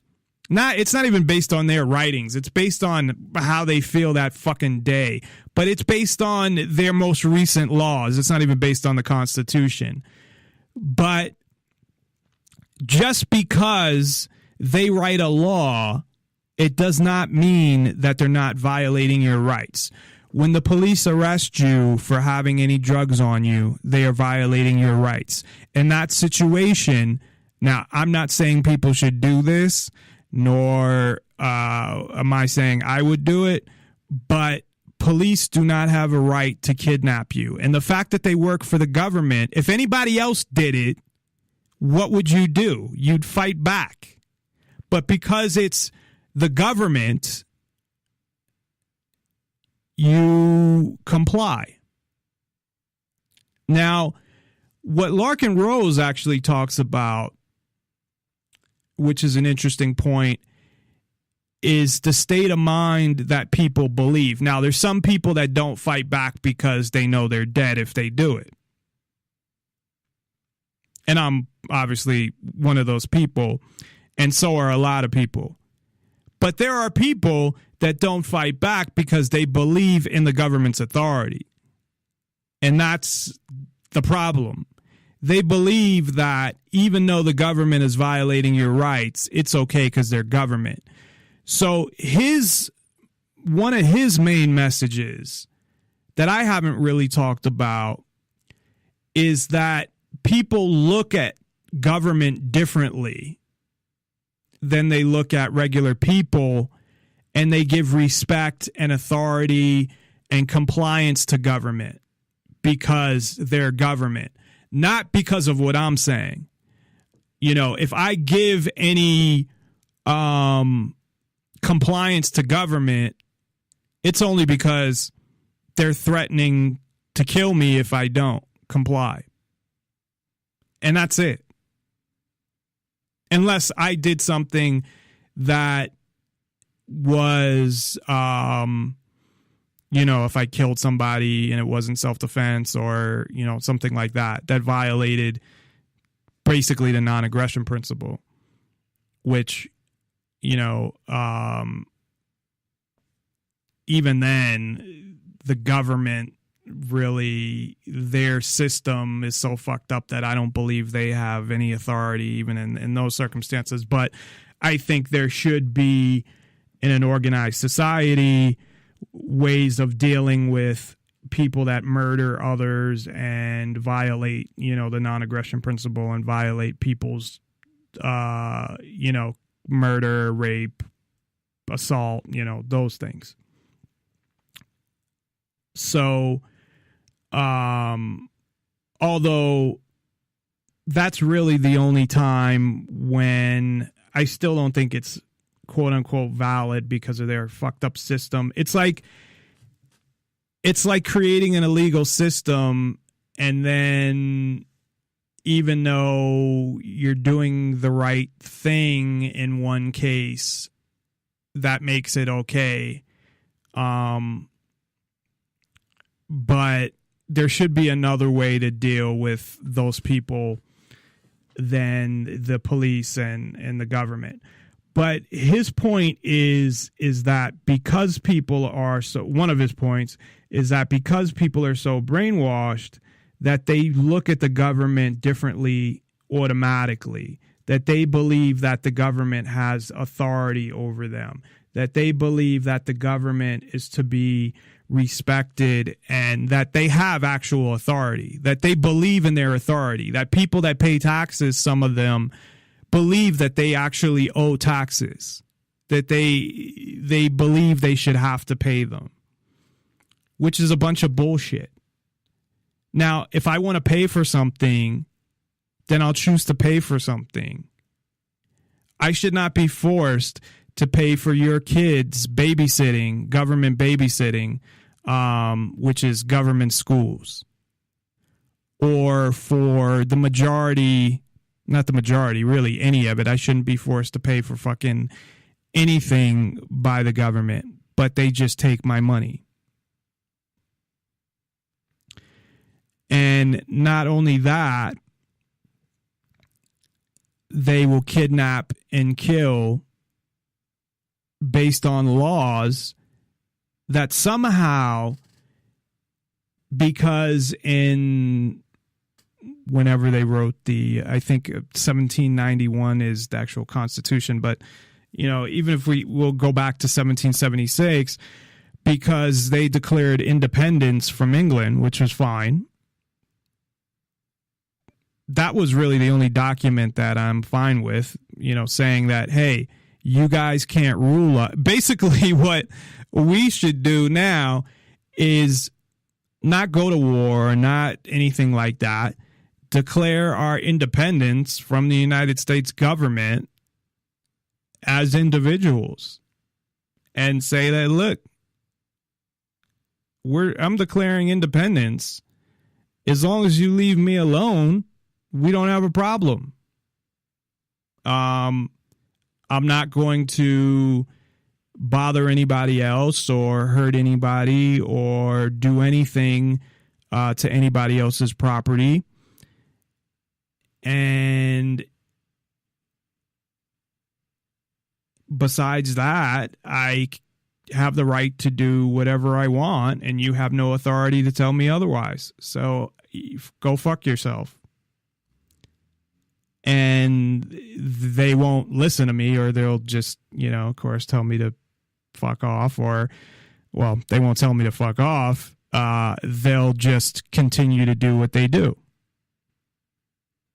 which is, harass me if they want to enforce their ridiculous laws and pull a gun on me or threaten to kill me if I don't obey their ridiculous laws. And, it's hard to sit there and, know the truth about things, and I'm not saying it like I know this secret that you guys don't know. I mean, it's there, it's obvious, it's right in front of everybody's faces. But to realize it and realize that you're a slave being taken for your money, working for the government owns your house, you pay them property taxes. If you don't pay them, they'll take your house away. Knowing all this stuff, it's not even knowing it because everybody knows that. It's realizing it for what it is and then trying to live your life. And you're sitting there like, what the fuck? I'm nothing but a slave. I'm I'm being run, having laws dictated to me by the elite, by an oligarchy who wants to control everyone.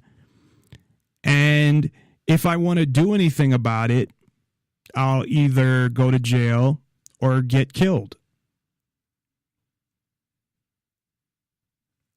So, of course, I choose to use this as a forum to try to reach people, but that's all I can really do.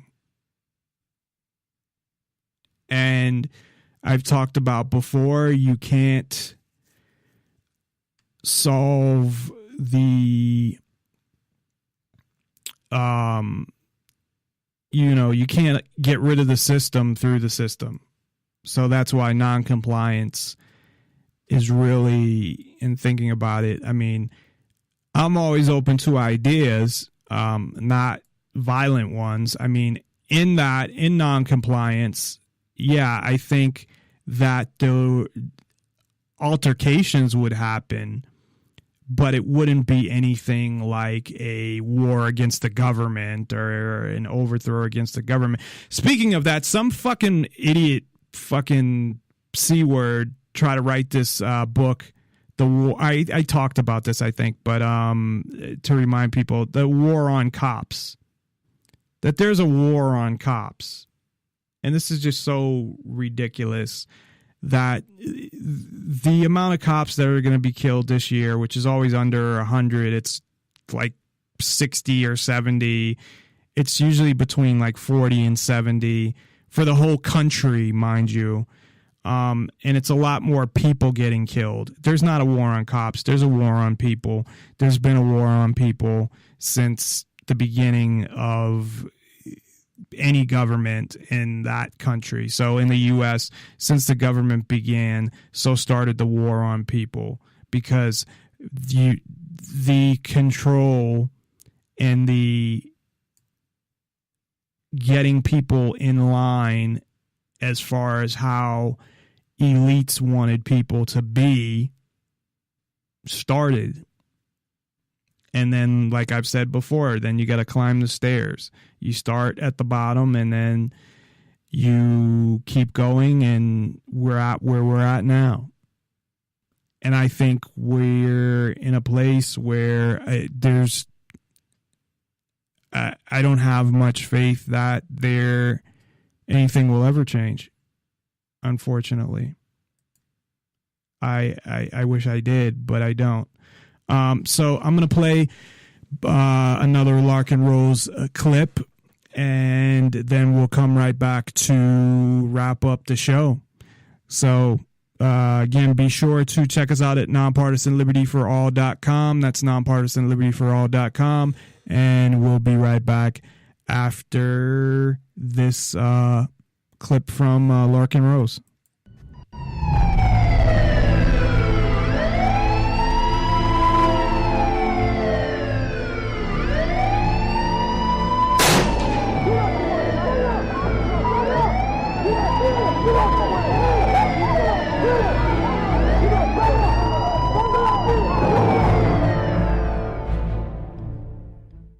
When should you shoot a cop?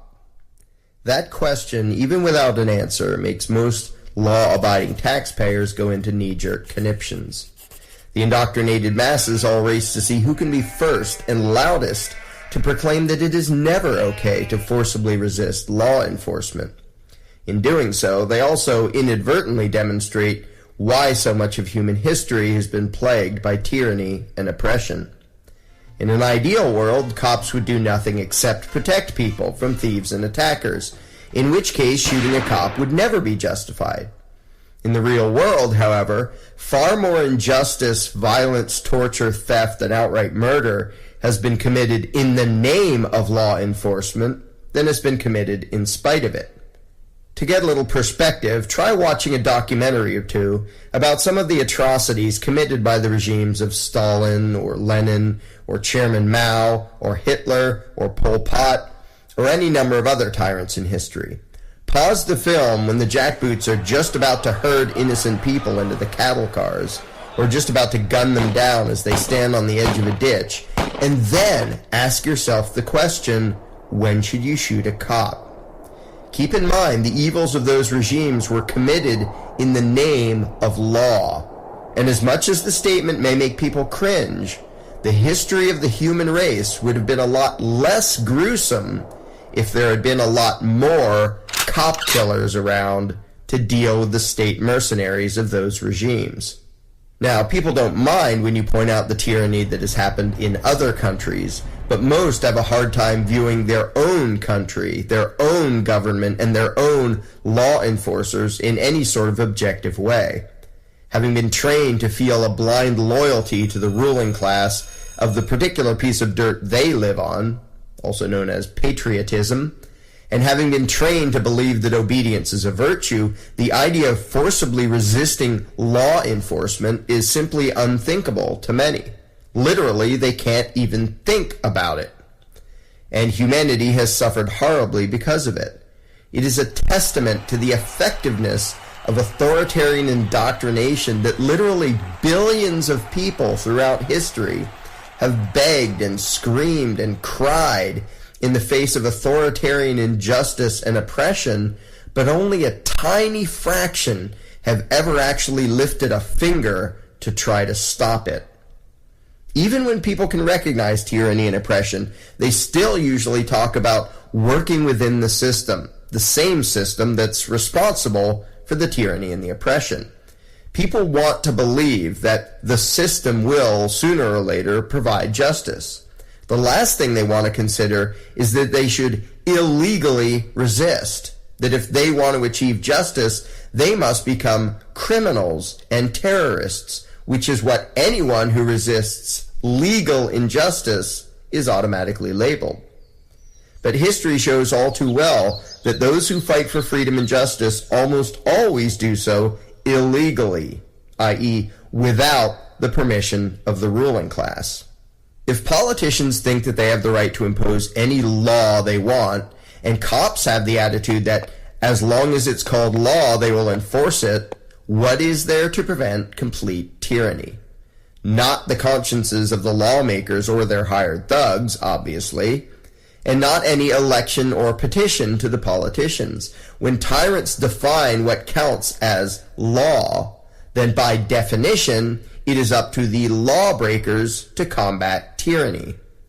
Pick any example of abuse of power, whether it's the fascist so-called war on drugs, the police thuggery that has become so common, the random stops and searches now routinely carried out in the name of security, such as at airports, border checkpoints that aren't even at the border, sobriety checkpoints, and so on, or any other example. Now ask yourself the uncomfortable question.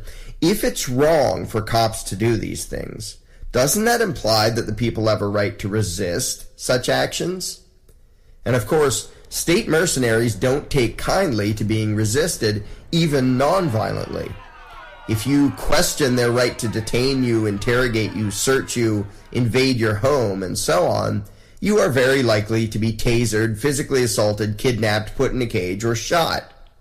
If a cop decides to treat you like livestock, whether he does it legally or not, you will usually have only two options: submit or kill the cop. You can't resist a cop just a little and get away with it. He will always call in more of his fellow gang members until you are subdued or dead.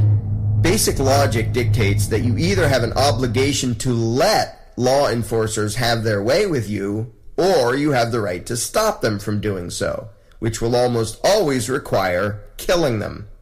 Politely asking fascists to not be fascist has a very poor track record throughout history.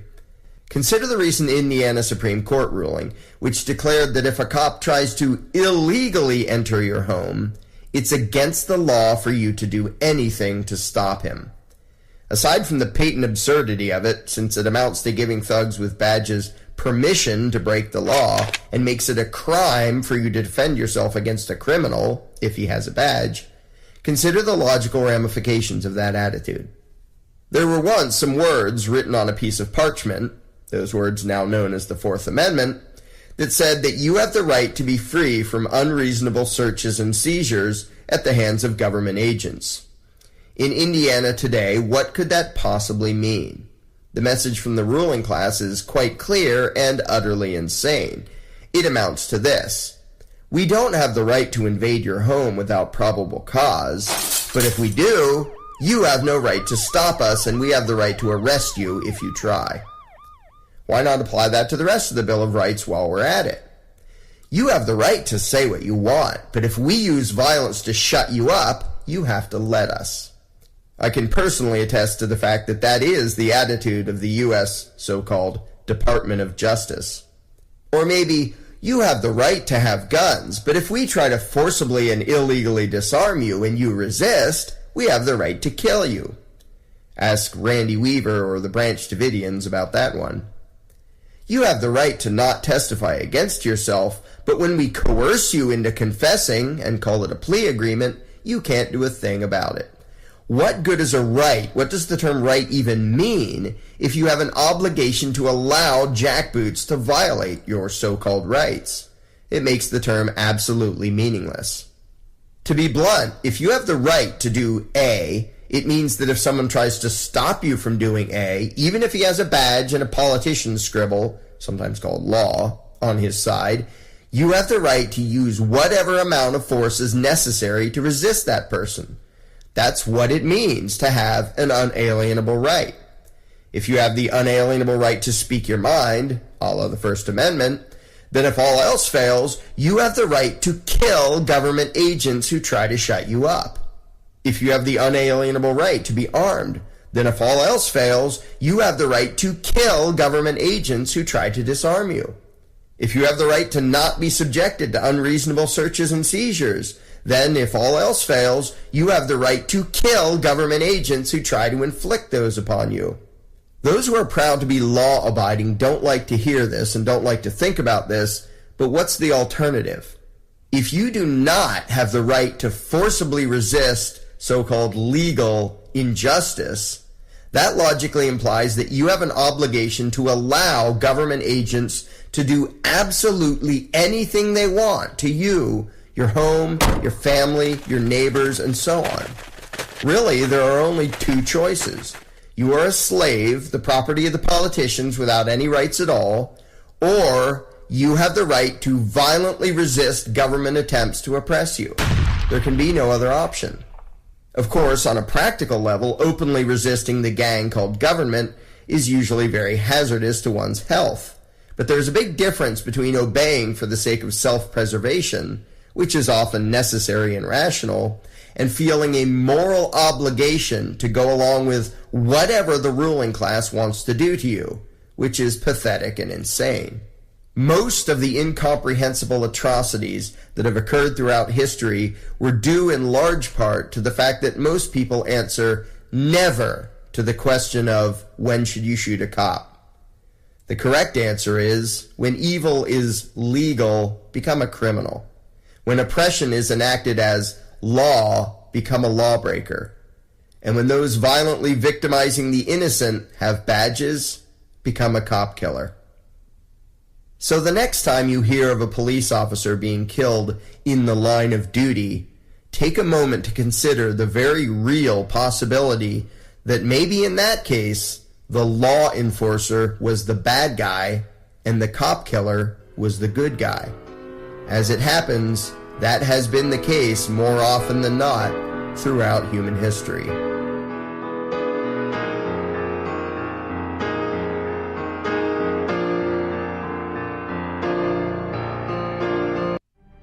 What's the mindset of these mammoth corporations who are now apparently in partnership with government? Eric Schmidt is Google's CEO. People are treating Google like their most trusted friend. Should they be? If you have something that you don't want anyone to know, maybe you shouldn't be doing it in the first place. Google has already been caught and fined for systematically hacking and harvesting passwords from millions of private Wi-Fi networks with its mapping cars, and illegally siphoning private data from iPhone users. We don't need you to type at all, because we know where you are, with your permission. We know where you've been, with your permission. We can more or less guess what you're thinking about. So Schmidt simply views the invasion of privacy as a way to allow the internet giant to gain more information about you. And then that data will let the search engine help you in your everyday life. Don't you get it? Google is trying to amass a huge amount of personal information about you to help you. Duh. There's what I call the creepy line, and the Google policy about a lot of these things is to get right up to the creepy line but not cross it. I would argue that implanting things in your brain is beyond the creepy line. Mine in particular. Yes, at least for the moment, until the technology gets better. Let's talk a little bit about information and search. Wait a minute, what was that? I would argue that implanting things in your brain is beyond the creepy line. Mine in particular. At least for the moment, until the technology gets better. Is he saying that Google's creepy line is defined only by the current level of technology? What does a higher level of technology have to do with morals or ethics? But what I learned in Silicon Valley was there is no moral component to technology unless humans insist that it be there. Are you looking for a podcast that talks about life, the universe, and everything? Listen in to the Illumination Hour, Monday nights, 10 p.m. Eastern, 7 p.m. Pacific. Listen live at Spreaker.com or nonpartisanlibertyforall.com. We're also on SoundCloud, Spreaker, Twitter, Tumblr, YouTube, and iTunes. The Illumination Hour. Brought to you by Nonpartisan Liberty for All Media and Radio Network. And your host, Ellen Stallone. Because a spark can illuminate the world.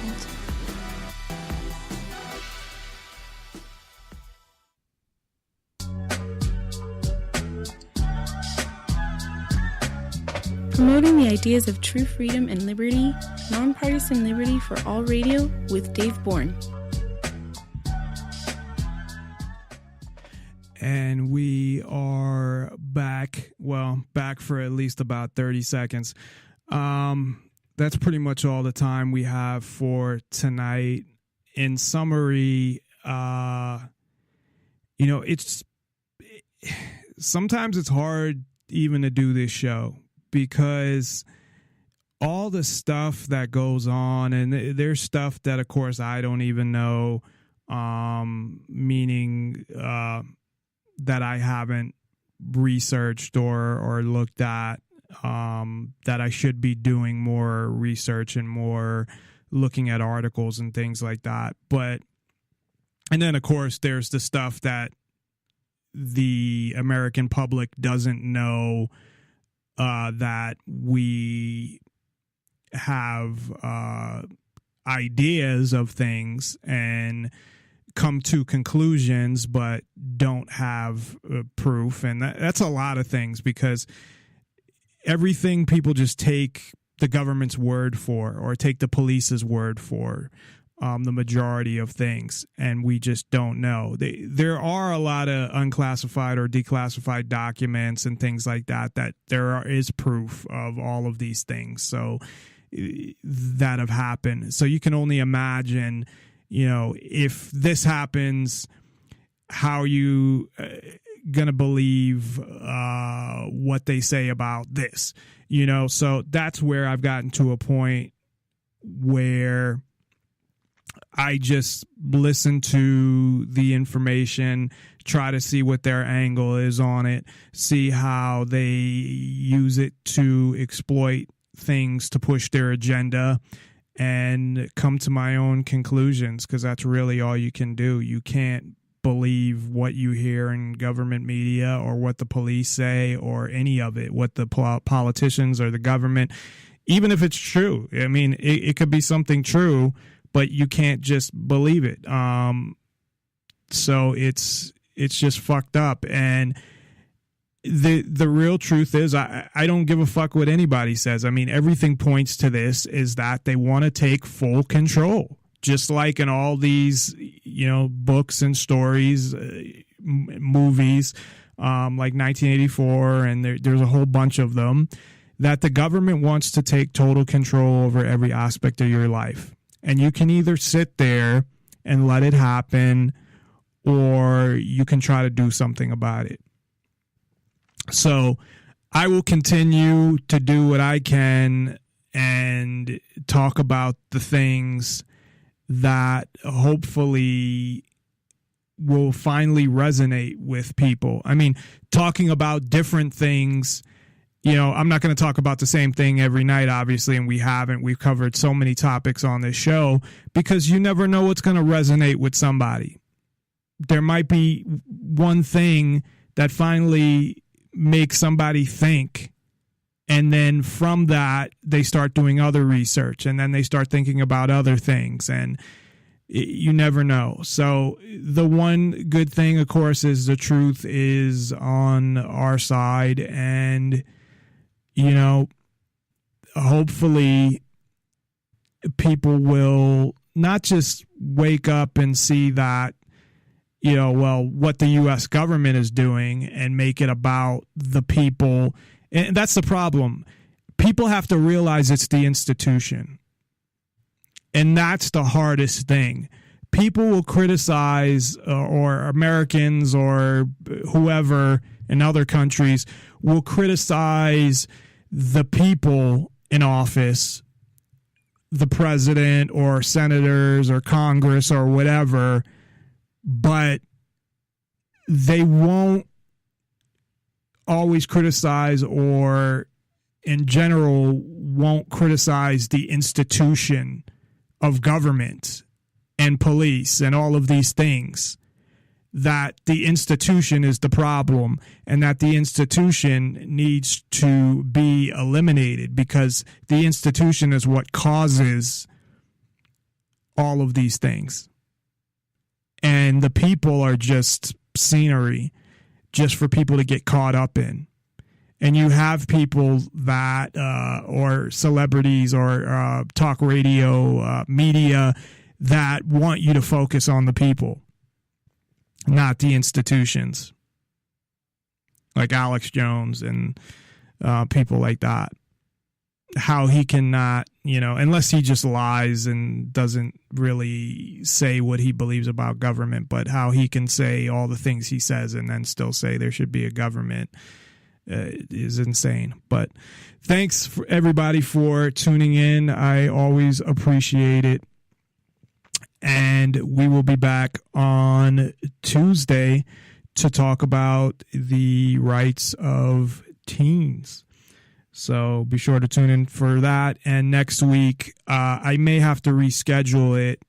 Depends on how prepared I feel I am. But we will talk about the Adam Lanza Sandy Hook. Is it a hoax? Did it happen, but was the story altered, or did it happen as they said it happened? We'll talk about that sometime. We're scheduled to next Wednesday, but it depends on how much, if I'm ready to prepare to talk about that, because I want to make sure I have all the information I need to talk about that case. So thanks, everybody. Remember, we're live streaming 24/7 old shows. So right after this, you can continue to tune in. Or actually, you have to get out of this show and then click on the live stream, the other live stream, to continue. But thanks, everybody. Have a good night. The way the system was meant to be. Comply with the orders of police officers. Resisting arrest is a real and dangerous crime. SoundCloud, Stitcher, and iTunes. On Nonpartisan Liberty for All, we promote the ideas of self-ownership and true freedom and liberty, meaning being able to do whatever you want as long as you respect the freedom of others and don't directly interfere with their freedom, exposing government for what it is, a mafia based on extortion that rules without consent by threat of force and violence. I should add that it is an oligarchy, in my opinion, and in the opinion of others, as they did a study on that. And we would be happy to hear from you, especially today, where we're always happy to hear from you, but we would be especially happy to hear from you today, where we're doing kind of a miscellaneous type show. So we'd be happy to hear from you today at 702-470-7664. That's 702-470-7664, or via Skype at username Nonpartisan Liberty for All. You can also check us out at nonpartisanlibertyforall.com.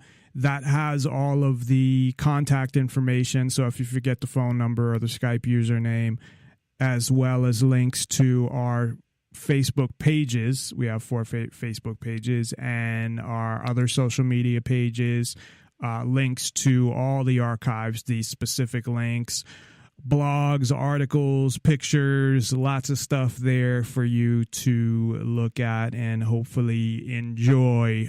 So that's all at nonpartisanlibertyforall.com.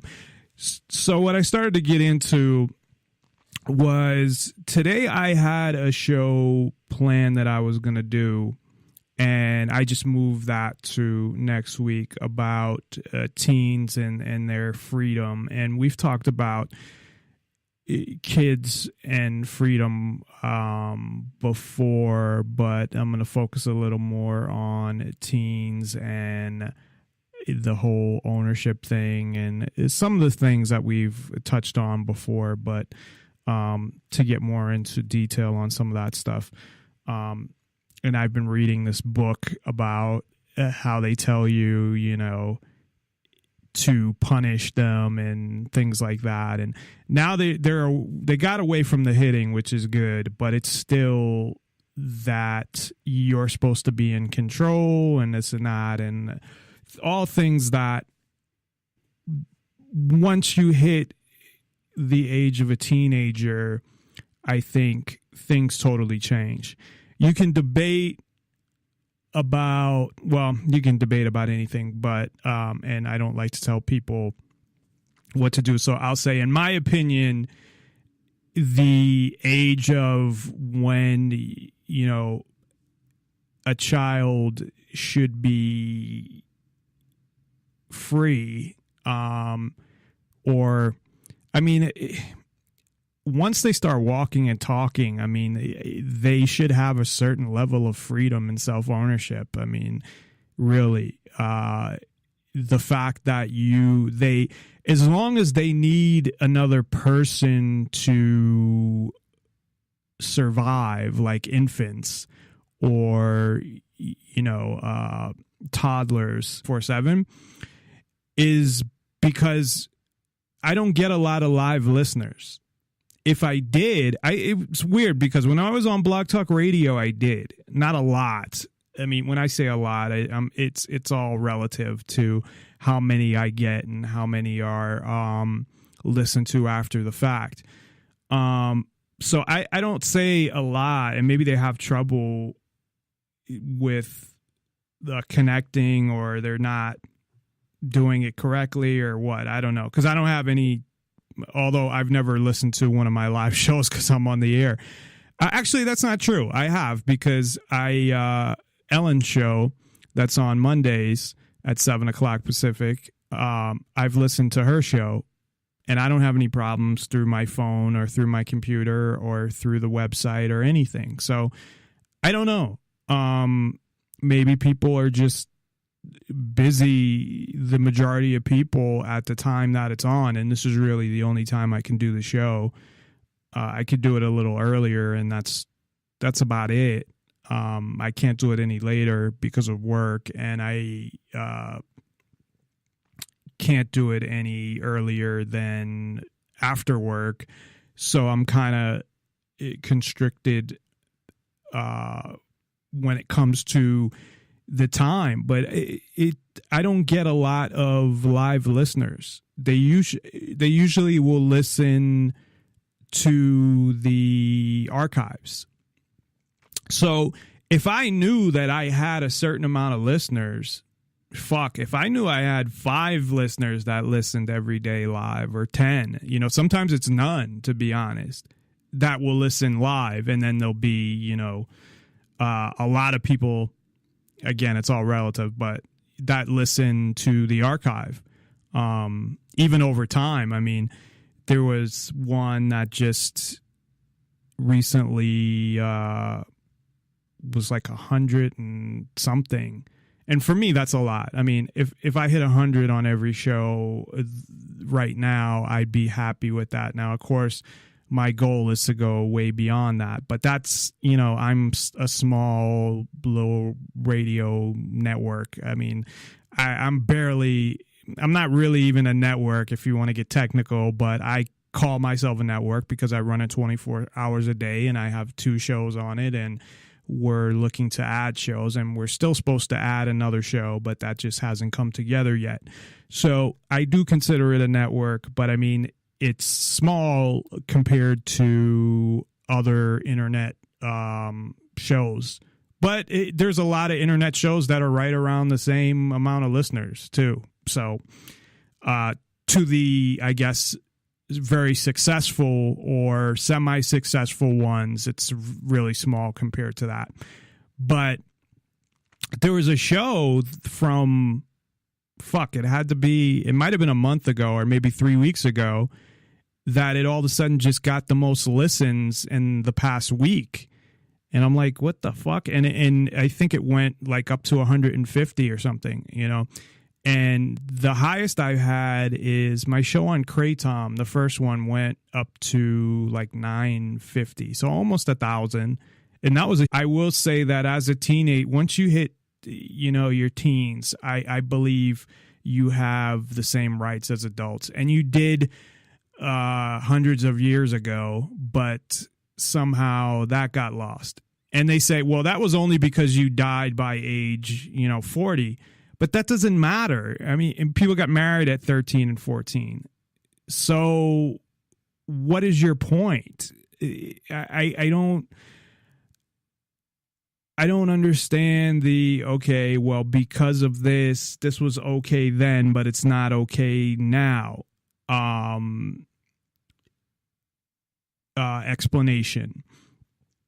So I'm not going to get into that tonight, although essentially I did have a show planned. I was going to cancel tonight's show, so I moved it to Tuesday, and then I fell asleep for a little while and woke up, and it's hard for me to not do a show.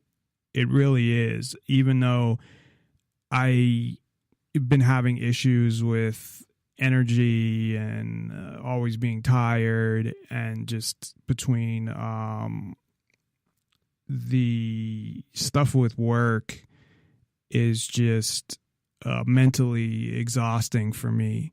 So I was just going to take a break tonight, and then I'm laying there, and I have my alarm's always set for 6, because that's, no matter what, I at least start by 6 or start to get ready, because make sure the equipment's good and test stuff, because no matter how many times I fucking think all my settings are where they should be, there's always that time that something's not working or whatever.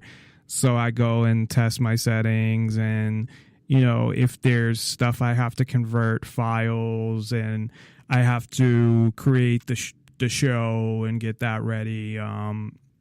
So there's a list of things I have to do. So I always start that at 6. Now today I actually came on 15 minutes early because I was just ready to go, and I really don't want to go past 9 so I get enough sleep. And who knows, maybe there's something wrong with me. I physically, I don't know, but the just amount of fatigue, and it could be stress related as well, but I'm not going to talk about all my personal stuff on here. But this is, for me, it's just so important. And I want to make sure, even though, last week I missed 2 shows because of some stuff going on at work. And I want to make sure that, if I say I'm going to be on the air Tuesday through Thursday, that I am. The only reason, to be honest, that I don't that I'll miss shows and I don't look at it as a big deal, especially now that things are 20. That's a little different. So I'll agree with that. But, when kids get to the age of 5, I mean, they know a lot of shit that's going on. And, even at 5 years old. So, shit, even younger than that. So it's hard to say when a kid really, because they do own themselves. Even a baby, in a sense, there's some self-ownership there, in that I don't think you should be able to do anything to them that is irreversible, or that is something that, you shouldn't tattoo a baby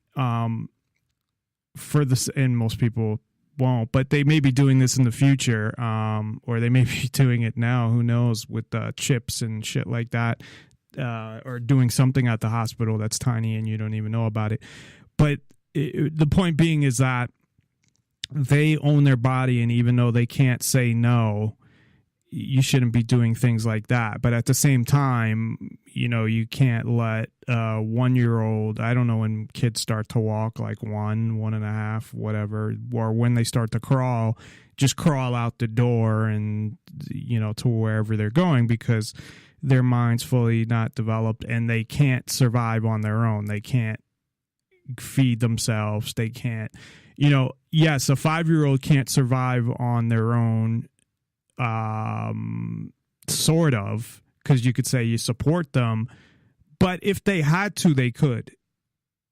So in that sense, if a 5-year-old was out in the wilderness by themselves, they probably, it depends where they were, because if there's no food or no nothing, you're eventually going to starve to death. But assuming that they could find food and it wasn't overly dangerous, or they had a couple guns or something, they may be able to survive on their own. They can definitely feed themselves and take care of themselves.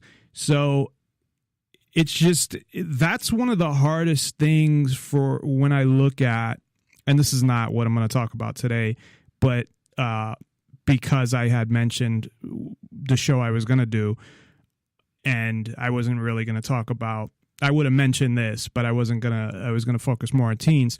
But it's hard to say, that a 5-year-old, if anybody said a 5-year-old has the right to consent to certain things, people would right away say, no, they don't. The parent has the right. And that means the parent owns them. So it's hard to say when they have the right to consent. However,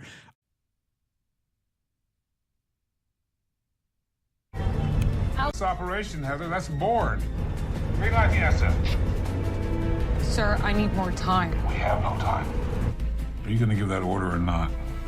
Sir, please. You are too naive to see the truth. There's no bringing in born.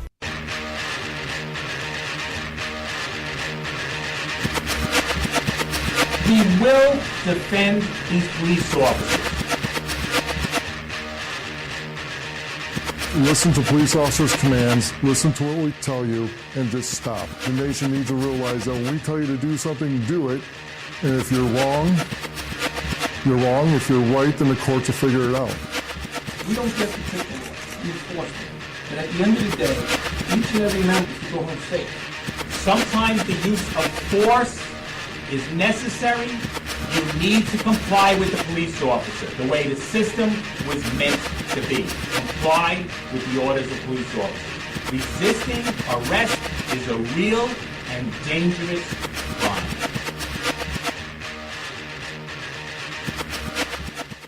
Nonpartisan Liberty for All. I am your host, Dave Bourne, and it is October 27th, 2016. Damn, time goes by fast. I was just saying that to somebody today about, I've mentioned this on the show before, but how when you're a kid and you go on summer vacation, it feels like a year.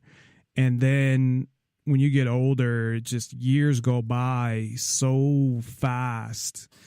I guess that's good for the people that are in prison that are political prisoners, not, people that have raped and murdered and things like that. But even with them, I don't believe in the system. I think there's another way to handle murderers and rapists. And I'm not saying the way is to let them just walk around and not get punished for what they do and not be locked up somehow. It's just the whole format of the system. So I'm not necessarily, I'm not saying at all that they should be walking around free. I'm just saying that the system is fucked up.